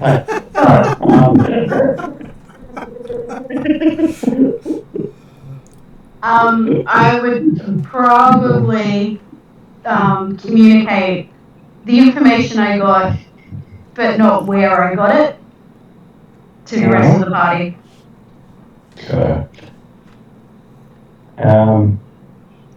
And we worth investigating what you did. Go on. I was just going to say, like, it would be definitely worth investigating all possible options or avenues we can pursue. And I mean, the point is, like, I'll also quite from a character perspective, while they recognise the idea of, okay, so we're trying to eliminate the influence of orcas in an area that we don't know if the hell has been there for, or things like that, there's no reason to think that it would not be something that can be achieved within a certain amount of time, like month or week or month or such stuff, as opposed to a lot longer. So in that respect, there's certainly no reason not to try it. And there's certainly no other heroes of the world who are likely to have any hope of removing influence. So, from Hildren's perspective, this is probably a greater demand and a greater threat than the Master. There's like partially because there are whole armies forming to take on the Master, whereas they don't really have the resources to be able to redirect stuff to do this. And the threat of Orcus, particularly with her destiny, sort of drives that harder. yeah, but also on the flip side of that, again, on under the idea of the apocalypse of the weak, there could be an argument that says, okay, yes, this is a problem and it will become a big problem, but it potentially can be contained relatively easily for a period of time. So now,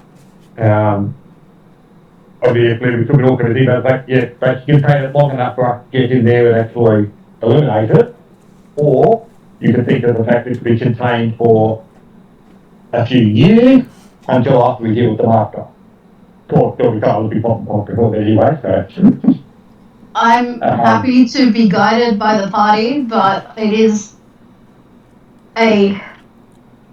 one of her top priorities to at some point go down and deal with this. And certainly, for those of you who want to become undead, yes, I'm hoping to get rid of that compulsion soon. Any minute now. We'll tell you the way. That is true. Rapanathak is the mega dungeon of Orcus. Would I have had time to commune with Zerchev in our travels to get his feedback on any hints of how to do this, or? Zerchev does warn you the chance of dying in Rapanathak is quite high. I was more about how to get rid of the compulsion, but yes. That was what he was referring to. Yep. We have to get the first step to get to the compulsion is to drive. But death doesn't mean you always come back. And then you will go into the compulsion. If you succeed, you won't be compelled anymore.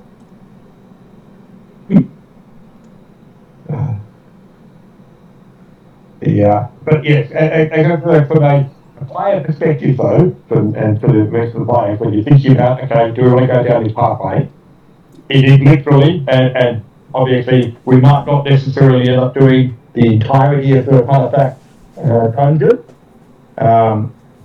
depending upon exactly the situation, but it is literally a campaign in itself that previously it has taken us years of playtime to get partway through.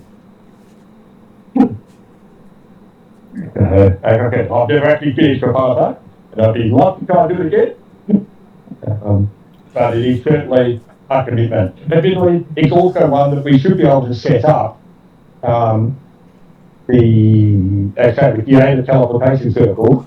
Ongoing connections to a dip in and out, and try and get a bit further down each time as we're going through. So you wouldn't necessarily be compelled to be there the entire time. Is that use of the word compelled on purpose? I believe the word compelled has been liberally used on purpose. I'm not here to compel you to do anything. Just to tell you what to do. In the case of Tanika. Like, I've said what I think Hildren would prioritize, but she is dedicated to the party and is not willing to take this on alone. Yeah. But that's good. From character knowledge, it's probably no reason not to give it a try. Because, as I said, we don't know what we're getting ourselves in for, and we literally can get back again, because Dimitri does have teleportation circle. Okay.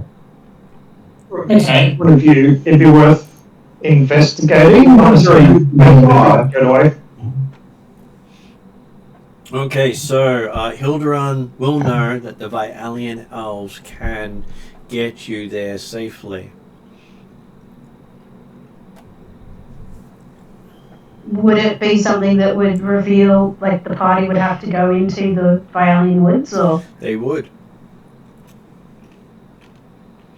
are they willing to do it? They would literally have to speak to the tree keeper. Does the representative say that he thinks it would be okay, that they would be allowed into the Vialian Woods, or? Your representative does believe they would be allowed because the likelihood of them coming back is exceedingly low, and they'll deal with that if that happens. But of course, we don't actually need the violent option to get there. We're just going to go deeper into the dark part, and we'll get joined straight through. Probably get taken much more closer to the place we need to actually get to eventually. I.e., Seems a lot riskier. 17 levels down inside of part of that. It'll be fine to jump straight down that level.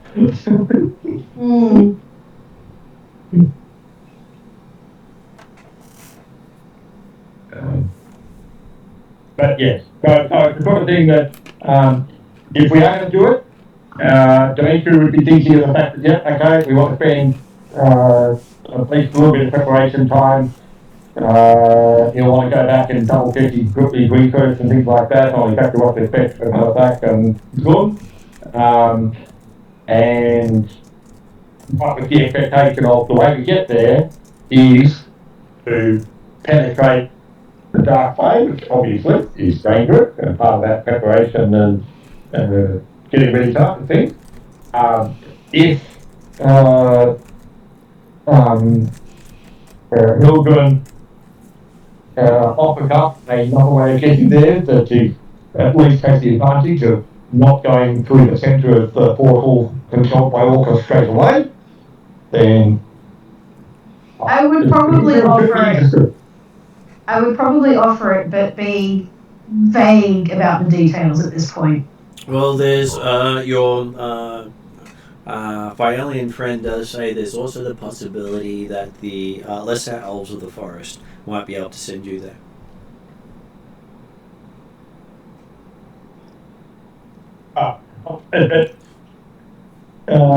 If that sort of thing came up, and obviously again, this is potentially after Dimitri's had another reread of Hello's text and stuff to try and narrow down exactly where these locations are.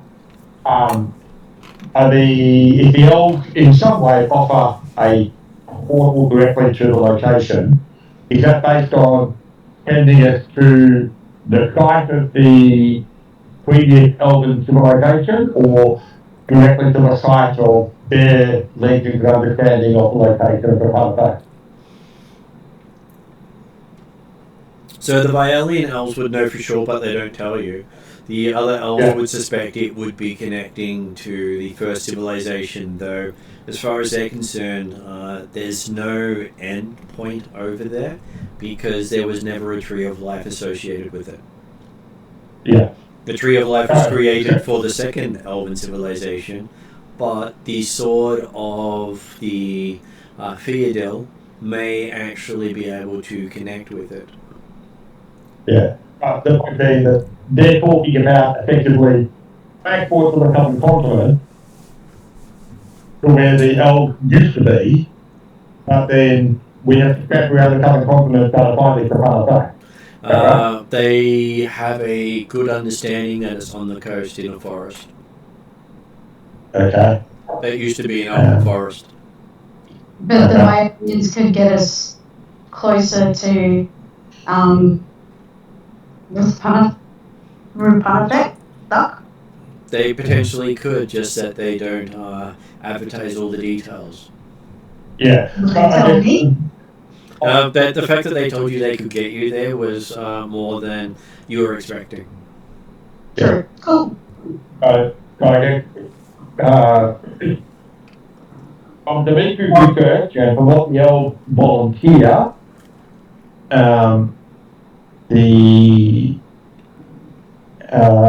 Dimitri would suggest that, well, we're probably better off going through the centre of the wood to take us directly to there, as opposed to getting somewhere in the vicinity, somewhere along the continent, and wandering around the outskirts of the continent looking for the place, particularly since we're not entirely certain whether it's actually Rupanatec, like that the portal in the Radlett Wood. We're not entirely certain whether it's taking us to Orcus's influence at Rupanatec or at Zoom. Can I just say something? Yep. I'd like to use my action to end one effect that is causing you to be charmed or frightened. And I'll just keep using it until the charm ends. Compulsion's not always going to be able to be ended with that. Yeah. Because once it becomes a madness, it's no longer it's no longer an enchantment. You had a bonus on the save because it's with compulsive type effect, but as soon as you fail the save, you're effectively insane, so it's a case of a type of thing that's given insanity. But it was a great thought. Something like restoration or greater restoration might do insanity. Lesser restoration does. Greater restoration does. It never says anything about compulsion. Okay, so I'm not sure it would work, and I don't have access to it, so we'd have to be going somewhere to talk to higher level clerics. It'd have to be something that specifically deals with madness, which is in some of the spells. So Trellin does get a visitation while the rest of you are doing stuff. Yes. A representative of Melandil has sought you out. Basically, an angel identifying itself as Araquiel has told you that if you leave via the Fiadel tree, you'll arrive at your destination. If you go via the bad magic point, you will not be where you need to be. Alright. I'll let those other guys know. The Theodore 3. Would that be before I tell people about the other possible option, or? Probably around the same time, but it would have been after Trellin heard the other options. Okay. I guess we've got people have talked about the fact that the elves could potentially provide a way, and potentially Pilgrim has heard from the whale elf and say, they could probably get us pretty close without necessarily saying what, how, or why. And then Trellin mentioned, well, actually, the Theodore 3 can provide direct access. And he knows that is because he holds the champion's sword. Anyone else will be redirected. And those who travel and those that travel with you will reach the destination.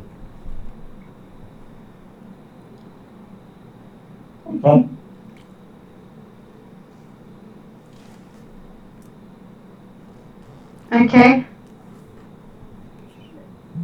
As Orcus has basically thrown a wrench in any form of teleportation near his home.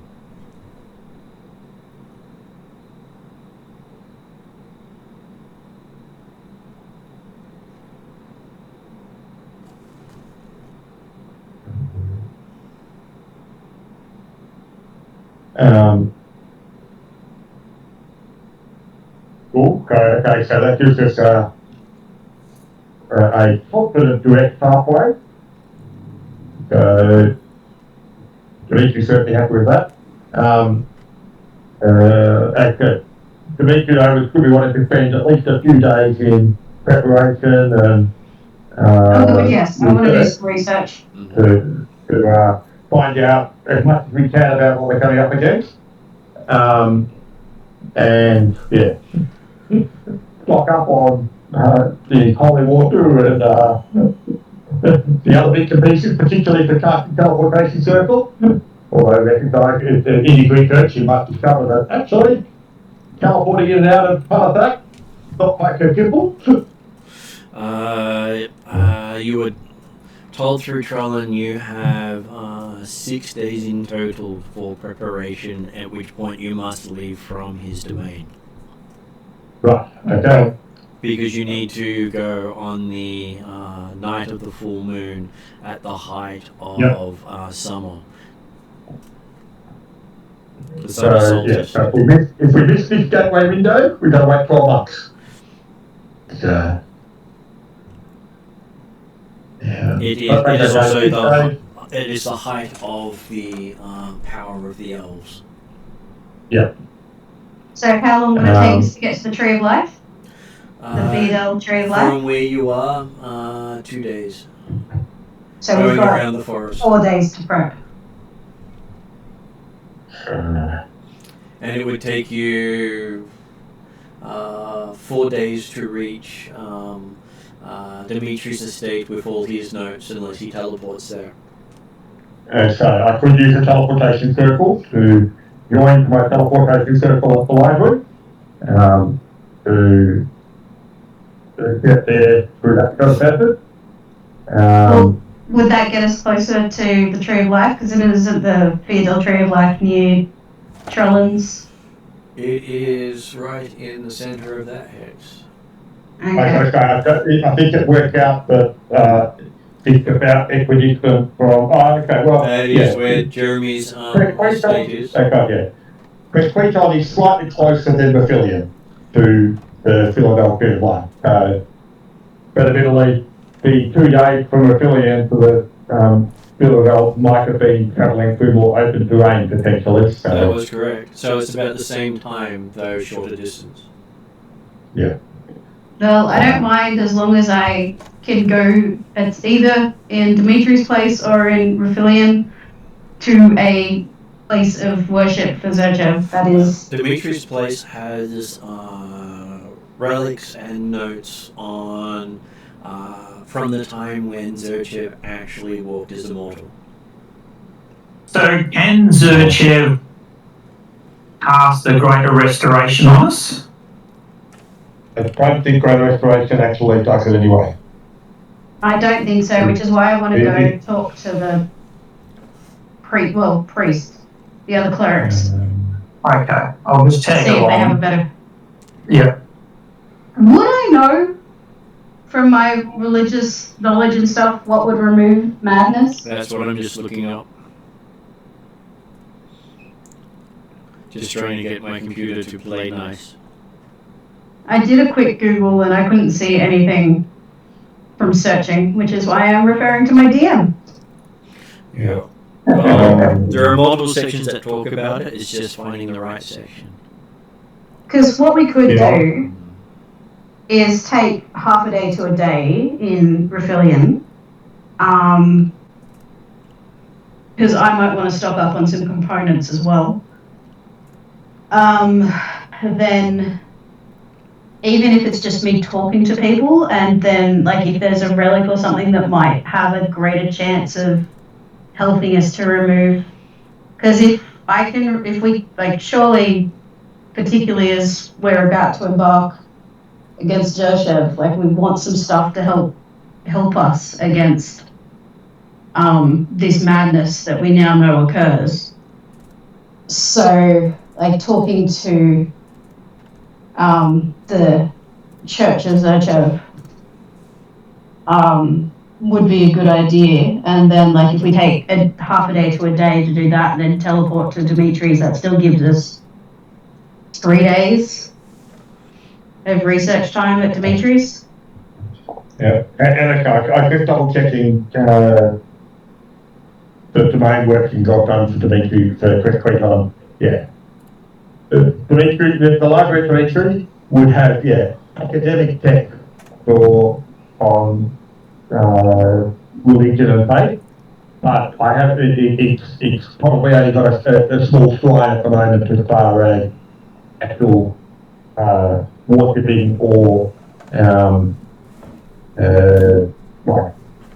priestly capability. So, hey, it's good. Religion is something to accept, but not necessarily a faith in. Yeah, I'm just. That's part of the reason why I would suggest absolutely. touch base here. And yes, it is a greater restoration. Can remove a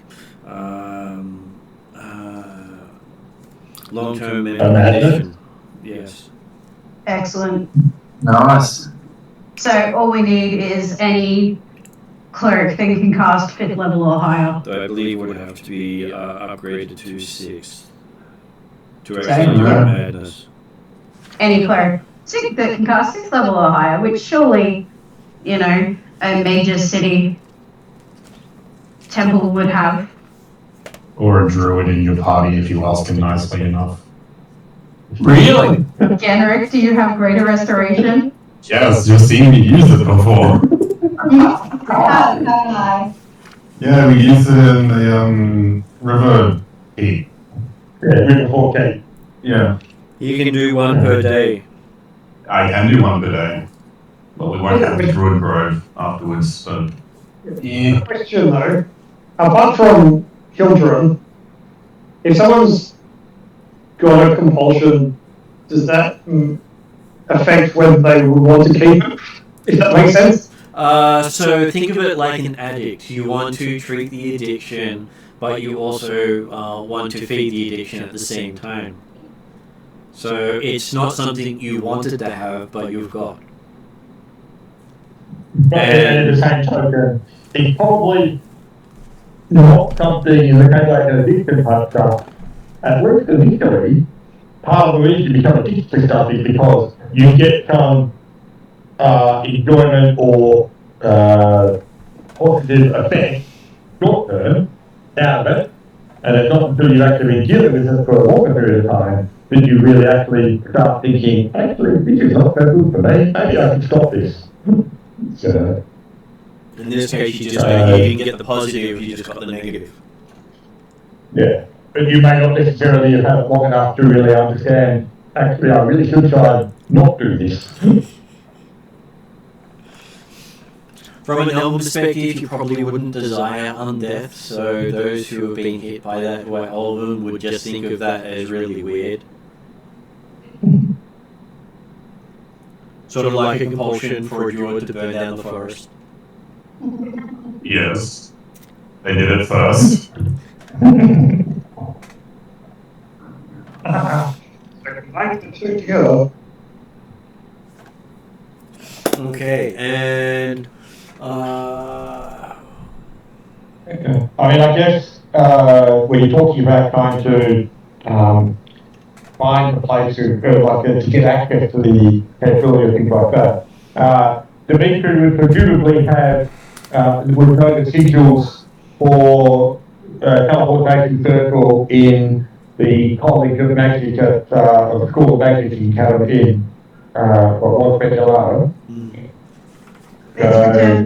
It's returned to Specularum, returned to Ramiros, and with Stefan's coronation became Specularum. Yeah, that's right.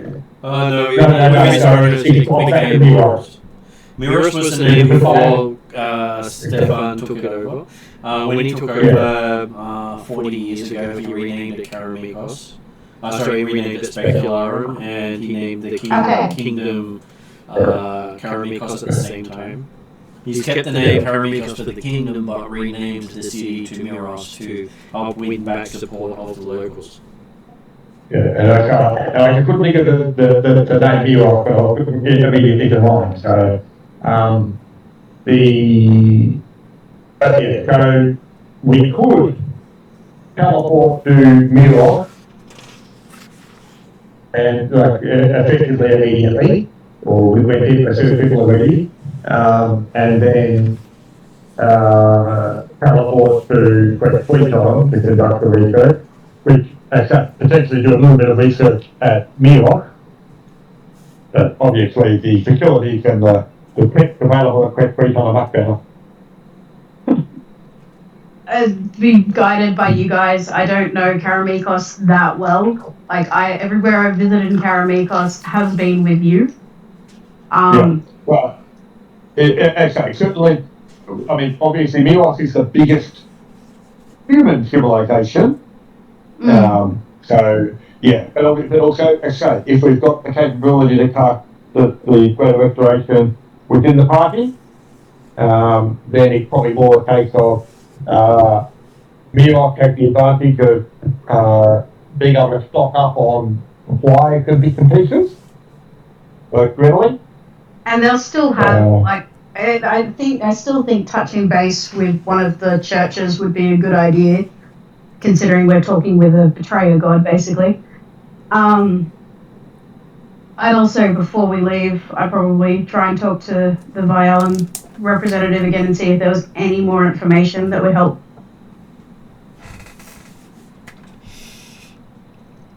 Okay, so from what he can tell you, there are multiple shrines dedicated to keeping his form manifested, and for each shrine you remove, the weaker he gets.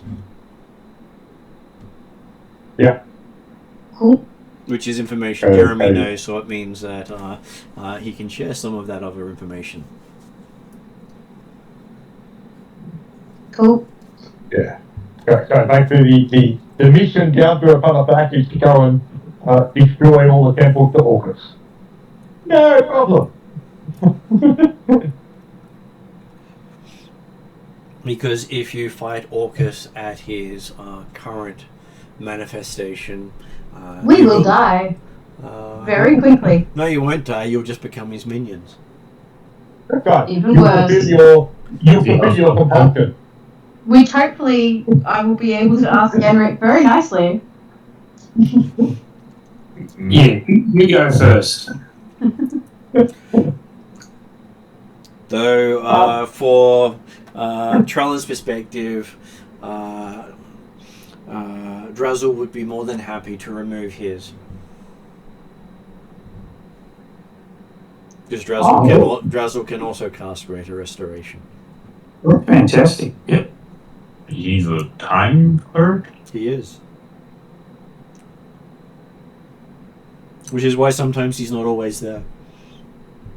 And you always make it there in time. Drazzle not happy to help any of the rest of us and hadn't mentioned that Greater Restoration would work beforehand? Well, he rarely actually tells people solutions, but he'll help with solutions. Okay. So once we figured out that Greater Restoration cast at 6th level will help us, he would be willing to do it. Yes. Can you do it twice or just once? Just once, because at 12th level you can only cast a 6th level spell once.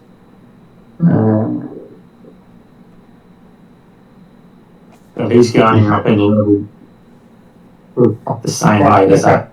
But no, what I really think is the grapple we've got right now happens to be the 12th level one. Yeah. And lucky we didn't have yesterday's one that was only 4th level. Who gave my other character a prophecy? Martin, Mm-hmm. how long ago did the elves move from the southern continent into the north? Okay. I can actually give you Just ballpark. I'm just talking ballpark, like 2,000 years, 1,000 years. Okay, so it was about 4,000 years ago. 4,000 years ago, okay. So probably a little bit before Haldan's time, when he was emperor of Alphatia? To give you a perspective on that one, the Alphathians only arrived 2,000 years ago. Yeah, okay, that's cool. So it was a full 2,000 years before they arrived. It wouldn't be a bad idea to talk to him, though. Oh, no, okay. We can go via Miros and talk to Sheldon, but obviously, yes, he will be talking to him. Any knowledge he provides will be based upon his research and study history, not from first-hand knowledge.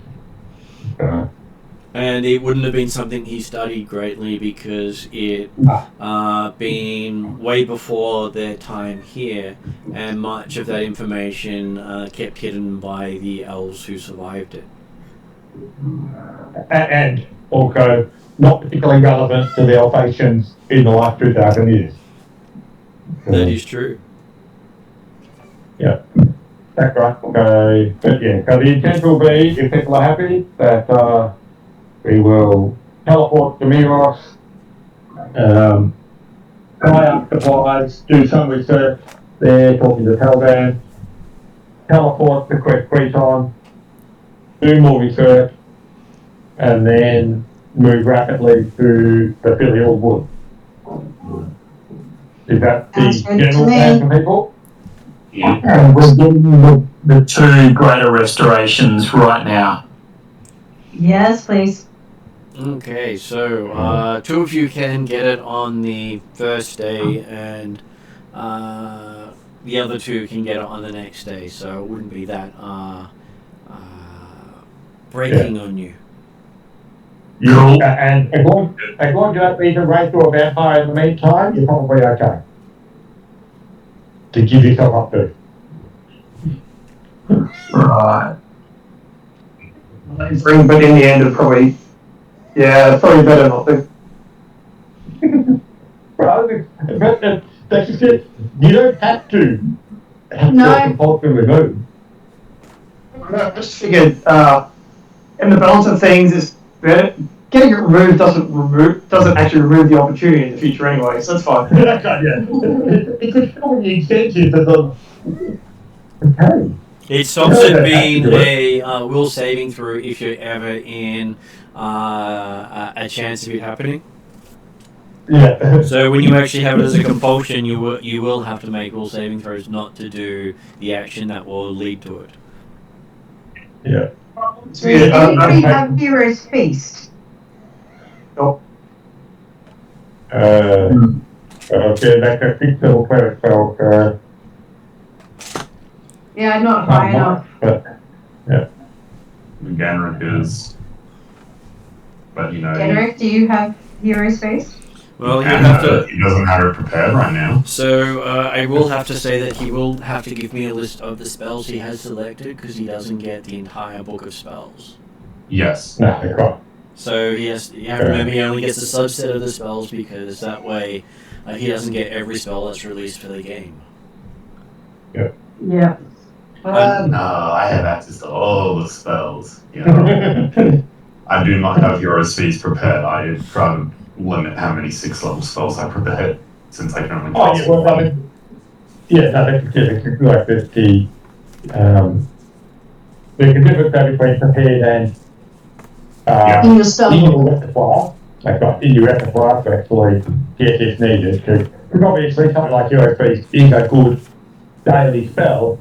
Okay, so high enough level to make it worthwhile.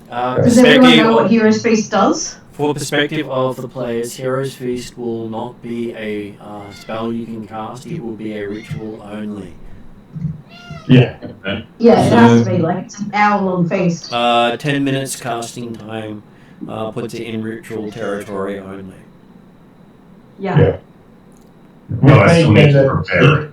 No, you don't. You can actually do it from basically a nature casting check, where you only have to beat 22 DC and you can drop it.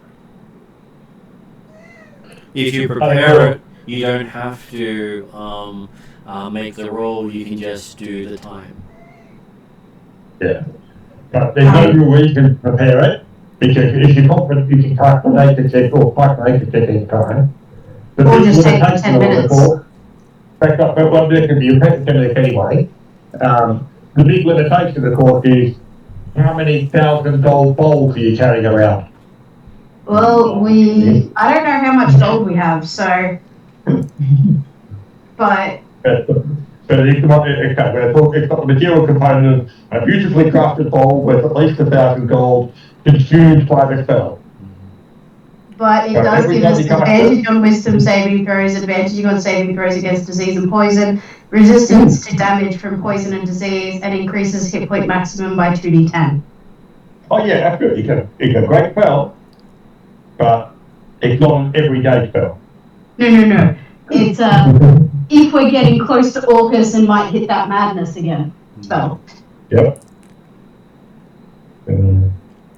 So, like, if we can. Yeah.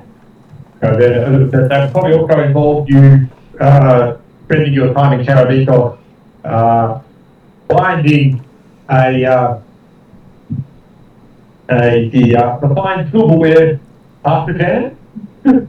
Because I'm betting 1,000 gold pops are not just sitting on every shelf. But like, I mean, I'd be going, depending on how long we're planning on spending in Miros, I'd be going to the church to get more info. I'm assuming Dimitri will be hitting up. They would not have a church to Zerchev in Miros. It's one of the places he doesn't actually have a following. Would there be a church? Would there be Halav or Petra? Halav and Petra, yes. But Zerchev doesn't deal much with the city. Surely I'd be able to go in and talk to them and get information. You can. Until going to try and take out Orcus. You can go into them, though, from their perspective, Orcus is part of their religion. Okay. So, while he's the negative part of their religion, he is part of their religion. Yeah. That doesn't mean that they're going to be opposed to removing some of these temples in the prime material plane. No. They're still opposed to Orcus. They're part of the pantheon as the Kelravan, but they're opposed to Orcus. They don't eliminate it, just have this balance in all things, but happy to reduce his power already expect. Yes, the reducing of power they would get on board with, the elimination they would not. Yeah. Well, reducing the power is basically, we're not trying to kill him in totality, we just want him physical manifestation. So basically, if you were to seek killing Orcus, you would have to kill every Chaldaran. Yeah. In Galandri, in Darakan, in Karamikos, and in the Minrothad and Arendi Islands. So we're definitely not looking for that.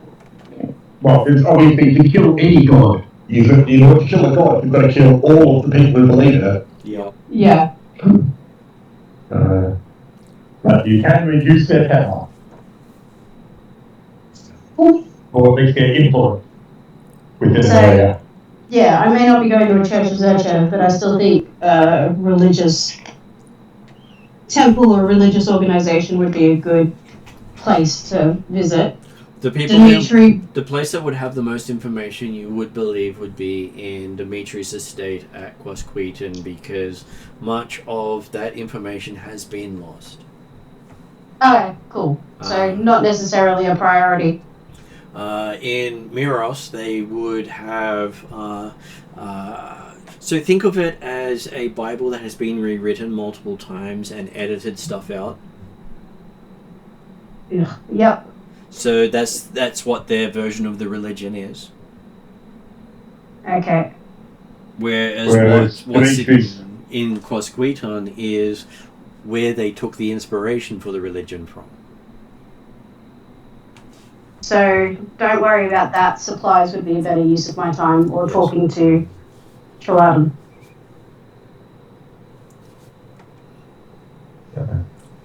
Yeah, well, that would be Dimitri's main focus in Mirov would be a quick talk to children and a check of the libraries that they've got there. But he's confident that hey, I know all the books there, and I've already got more books than that available. So his version of topics are generally about bringing the guild to a university level of knowledge, but not actually concentrating on any specific topic.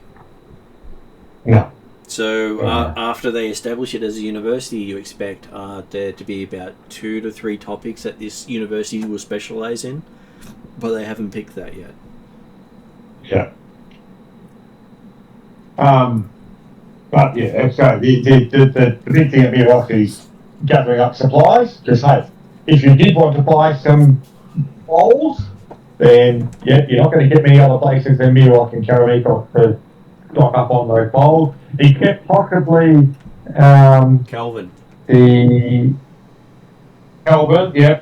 If you go and steal some of the bowls out of the Hierarch temple to Hello. So each bowl you get will that's my other character, not this one. So each bowl you collect would each be considered a relic in its own right, with a history, and think of it more like you would the like porcelain vases people would collect that have some sort of history written on it. Yeah. As all these intricate crafted bowls are all historic in nature. Okay. And as part of the spell, the bowl gets filled with Cocoa Pops, and you share it around and then smash the bowl at the end. The bowl itself is Cocoa Pops. The bowl is the meal.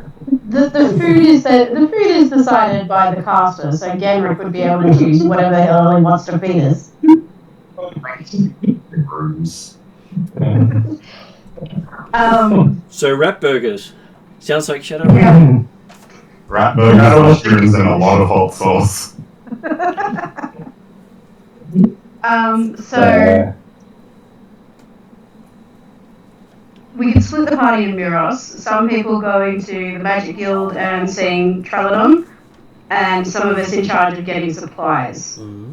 The big question is, how much gold do we have? And what components do I already have access to, or does Dimitri already have access to? I can see you could probably get yourself about 5,000 worth of components, depending on how you want to spread it between your items. Each, or I'd have to say each, but some of you may want potions instead of components. Yeah. Is there a potion versus madness? You can get, I think you can get potions that may do that, but they would be expensive. Like how much? Thinking along the lines of maybe 10,000 to 20,000 a dose. You're talking in the very rare to legendary ballpark. Because madness is not easily cured, even though at 6th level spells you can cure it. It's quite a lot of dedication to get to that level of power. Remember also that creating potions greater than from spells greater than 3rd level is actually quite difficult to do as well. So, Okay. most potions only go up to 3rd level with their capability. Alright. So, it could drive people mad. You'd probably expect it to feature oil from the Tree of Life. Which generally... Generally speaking, you can only go mad once. Or have one at a time anyway. Oh no, you can have more than one madness. The rules actually allow you to have multiple madness. Well, at level 14, I get proficiency in all saving throws. So the option of hard for you to go mad. that's right. But hey, if you're already there, it'll be fine. Yeah. Okay. Would we be able to find, like, because the other thing to think about is, could we find or source items that would help us with wisdom saving throws or versus madness?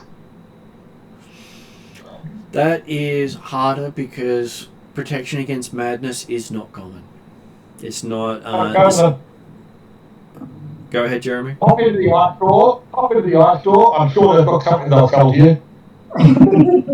I've never been to that store. Most of the things that would protect you against it would be mind shielding, but that doesn't stop you from going mad. It just stops things from reading your mind. Yeah. And I'll give you a clue. Dimitri's never bought anything from the ice store. He has gained stuff from it, just never bought it. That's right. Can we get a helm of mind player protection or something like that? Well, there are various. Did we find one of those in the spaceship? And you gave it away.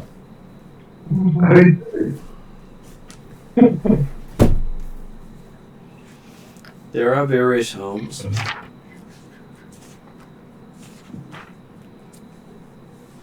Shall we say we've teleported to Miros? I can say you've done that.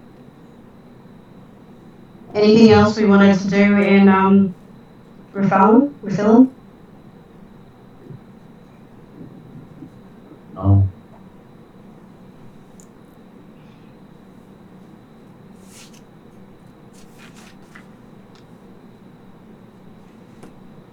Okay, so not many basic helmets that will protect you.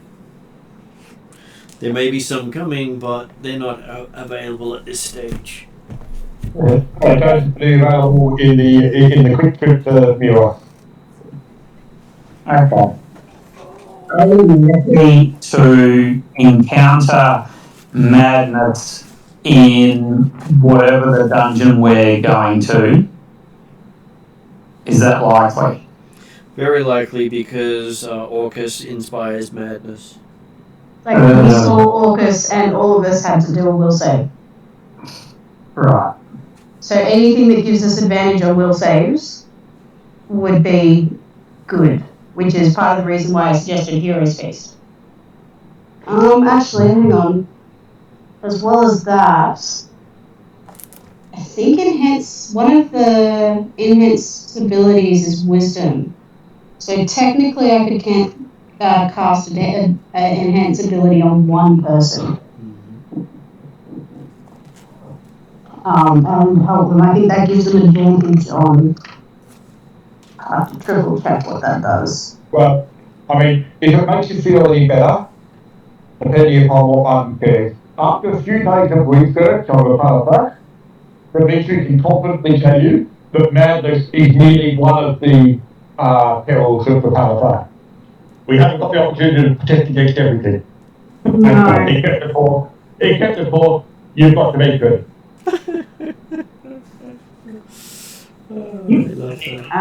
So enhanced ability gives us an advantage on wisdom checks, not wisdom saves.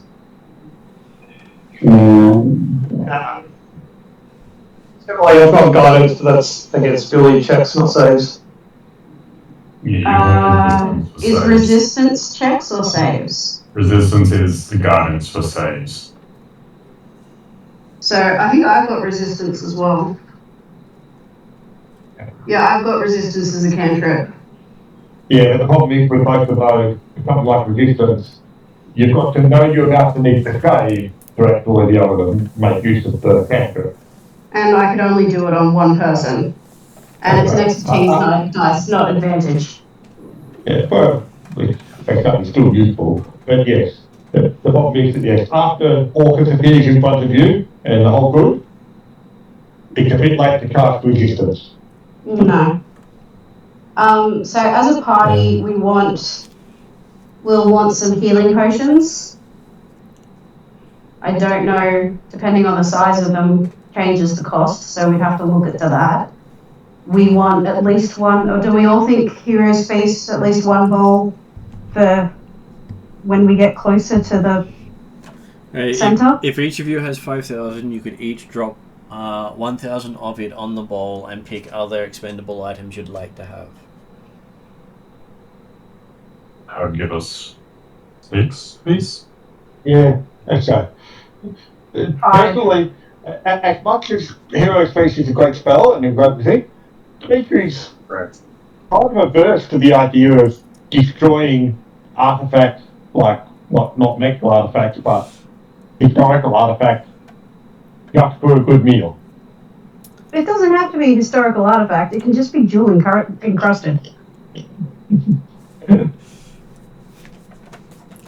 The description is beautiful. Made that way. The description is beautifully crafted bowl, and most of the people who craft a bowl that expensive will definitely have a story behind it. Yeah. So it's not I like think it's worth at least having one. And most of them aren't just mass-produced stamp things that are worth that much. No. So you'll be looking at maybe someone having spent most of a year on that bowl getting consumed in one spell. I still think having one at the very least is, like, I'm willing to drop 1,000 gold on that. It can be an individual choice, and then they can hand the balls over and hope that they are useful each time. So how much is holy water, like a vial or a flask of holy water each? Just looking that up because it should be in the site. And potions. I mean, from a component perspective, like from Magic Circle, it's just a case of, well, yep, 100 gold worth of holy water. Yeah, no, I'm looking at getting 100 gold worth of holy water, but I want some just holy water as well. Yeah. Okay, basic. Where did I put the basic book? Here it is. Most likely it's in the... Holy water should be under equipment.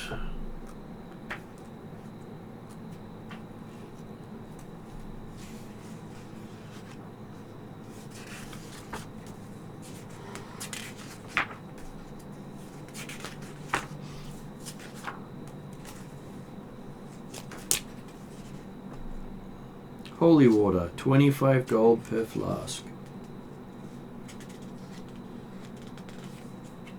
So you can get quite a few flasks. That was what I was thinking. Or by the barrel. Probably won't need ceremony.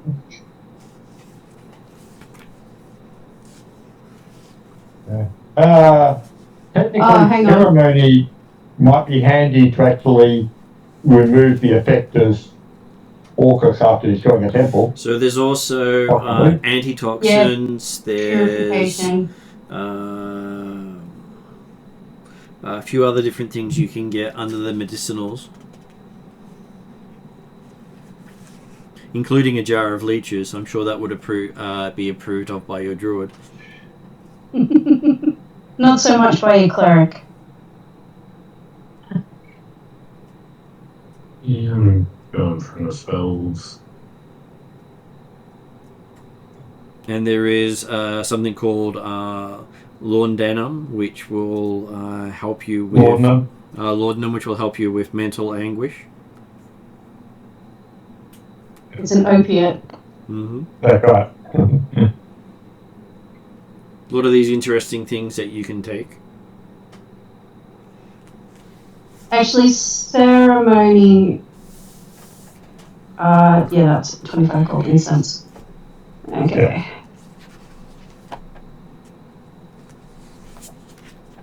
Certainly, yes, it would be appropriate to be stocking up on significant quantities of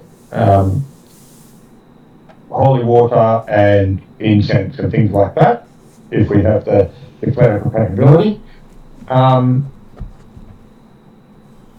Martin, Yep.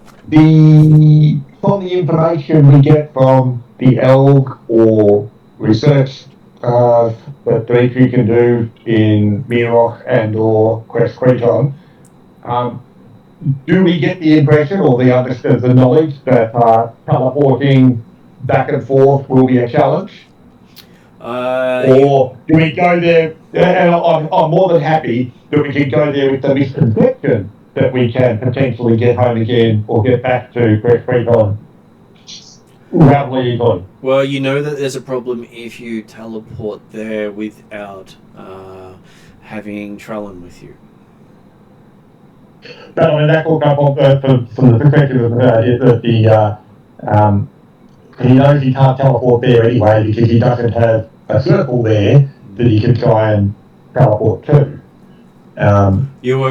Trellin had been told that Orcus has been messing with the region around it, diverting teleportations. So I'm sure he passed that on. Right, okay. So assuming he passes that on, does that apply also to teleportation out of the location? That is unknown, because they only talked about teleportation in. Yeah, okay. So it also then means that if we can teleport out, we know we can only teleport in on that one day of the year that's coming up in a couple of days' time now. After we've done some research and different pieces. Well, it is a day where the Elven Tree of Life is at its peak power. Yeah. So, okay. Potentially, Dimitri can be going in there with the expectation, happy that we started one due to lack of evidence and lack of actual research available that could be found. We can thought that, okay, yeah, we can teleport in on the right day, but then, okay, he can expect that we will be able to get home or get back to Quest Creton one, and then if we're going to go back to the back, he would have to wait until the next full moon of the height of cover type stuff. Or you establish your own connection point. Because at this stage, you're teleporting to a place that you are not connected to. Yeah, well, obviously that's good. Like he could try and set up a teleportation circle in the back that he could then go back and forth. But that's where he's got the information that says actually, or could make teleportation into the place quite challenging. So a teleportation circle probably wouldn't work. Unless, of course, you have someone with the champion sword. Yeah. That was the extra bit of information provided. That was part of the information provided, was Trellin provides you the ability to target the spot because he has claimed the sword and it claimed him. Yeah, but I was under the impression that was effectively Elven effect of the Tree of Life connectivity, as opposed to an internet teleportation circle. That was provided to Trellin as information because the Elven forest there, they can connect to because of the sword. Yeah. And if you were to say set up your circle in said forest, it would be the same thing. Right, yeah, okay, so Dimitri believes that he could actually, use the focus of the sword himself in that sort of way. Once he establishes a endpoint. Right, yeah, once he's there, okay, so in that sense, he's going through, he'd be going there with the expectation that it doesn't necessarily be a one-way trip or do the whole job and come back again in one hit. And he could potentially spend his $5,000 on components to form a circle. Yeah, okay. So he'll certainly be getting that sort of material better. Although in fact the component for a teleportation circle is actually quite cheap. For casting the spell, yes. For establishing a permanent one, no. Well, that's right, but let's talk about the permanent one when you've got to do it in the same location every day for a year. So we obviously built up in pot. It also takes some effort. So,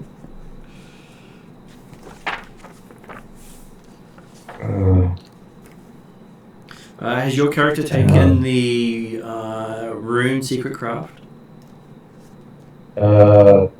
Think so. Yeah, he's currently first circle in rune. As in, like, he's not initiate, he's the next level up, goes on first circle. And also second circle in portal. All of these type stuff. Okay, so you would know with a combination of the rune and the portal, it is quite possible to create one using those crafts. Okay, and obviously, the more expensive components do set up a permanent one quickly. That is correct. Yep. Yeah. That's really sounds fun. So what types of healing potions are there and how much are they? Okay, so they actually do have them in the core book. Yep.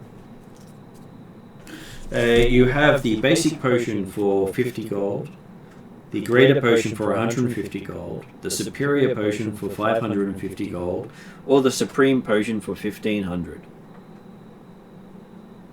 And they range in effect from 2d4 plus 2 up to 10d4 plus 20. Greater is 4d4 plus 4 and superior is 8d4 plus 8. So if I get the components I'm after, which would also give me 500 gold worth of holy water and would take me up to 6 diamonds for Revivify, and a jeweled bowl, that's 3,525. So I could probably stock up on a couple of superior and a couple of greater. I probably wouldn't go supreme, partially because that would take me over 5,000. So you might also want to get yourself some sycamore petal poultice. What's that do? Gives you expertise dice and wisdom saving throws for an hour. How much is that? An expensive 10 gold. Yep. So that's definitely something worth considering. Yes, there's actually a poultice or 10 gold equivalent for almost every attribute. So basically, what I would suggest for me is I'll put whatever's left of my 5,000 after my components and jeweled bowl into like a party fund, and then we decide what healing potions to get. My hesitation about getting a supreme potion, which is a nice amount of healing, is that it's possibly better to have superior or greater in order to be able to spread them around and top people up. Technically, technically all you need is the basic to get the healer back up. That's right. Yeah. And considering Genrick and I both can do healing, I think lesser potions with more of them spread out around among the party would be better. It might be worth having a couple of larger ones, but yeah. They're great in emergencies. Should be enough. Yeah. I mean, the point is that, like, I would say that with potions, there's much the idea of non-healers carry a potion to cut down the healer's throat so then he can cast heal. That's pretty much it. Recovery effect. And I'm always going to have mass cure wounds. Or mass cure, hypercure, whatever things like that. Yeah, I tend to keep on my rotation. I'll change a couple of things, but I will tend to have, if I don't need sending, I'll have Beacon and Hope, which maximizes healing. I have Prayer of Healing, Healing Word, Cure Wounds, and I think I can pick up Mass Healing Word or Mass Cure Wounds. I'd have to check. But, you know, that's what I can access. I know Genric has stuff as well. Yes, I have all of those things. I can do a bit of extra healing with all of them. Yeah. So it's certainly worth having a few healing potions in your back pocket, but I wouldn't be spending mass money on them. So basically, they're certainly at lower level, they're definitely worthwhile. At our level, they should be a case of, hey, yep, they're the emergency backup, but hopefully never need to use. So basically, what I've got left over after I do components, I have 1,575. So 1,575 that I'm willing to throw at sycamore petal poultice and potions. Well, But I'll leave it up to the party how we want to spend that. do you have the Adventurer's Guide or a PDF of it? I have the Adventurer's Guide in my cupboard. I'll grab it. Look at page 326 and look at the medicinals. You probably want to buy most of them. Yeah, again, there's a couple of things, but having a selection amongst them is like to have in the back pocket. Assuming, of course, you haven't got much limitation on carry weight. Well, majority of them have no weight. So most of them are light stuff, they don't weight. 175 was it? 326. 326. Yeah. The way I suggest to organise this is people buy the stuff they want to buy individually and focus on the medicinals and healing potions as a party so we can spread it out and we know what we've got.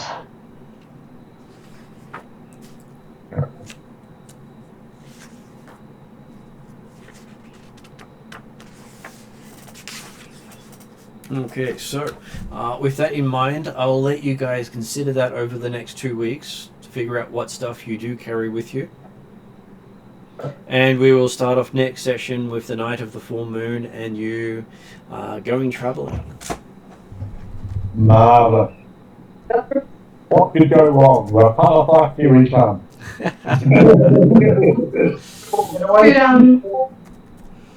Could we get from you, Martin, at some point are we going to run the research stuff before we travel? Or? I will give you a breakdown of what the research will be, what you can actually get, because not all of it is available. And obviously, it's the aspect of we've only got limited time to do the research. So the people who's really good at doing research, and even under limited time, but they're still, research is normally something that takes you a few weeks at least to actually get the real detail and data. But if he's good at it, he'll pick up all the information you say, don't buy it. Be fine. Okay, so do you want to add anything before we go to end credits?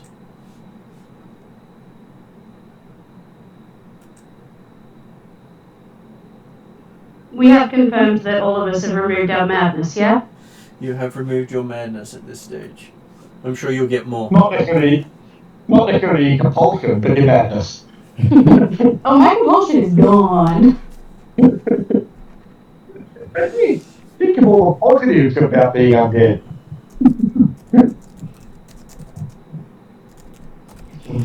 So I'll be giving each of you some rumours of where you're going to equate to what research you managed to do. No. The rumours of a part. Oh yeah, especially considering you have no idea if they're true or false. Exactly. Okay, so any last words before we go to end credits?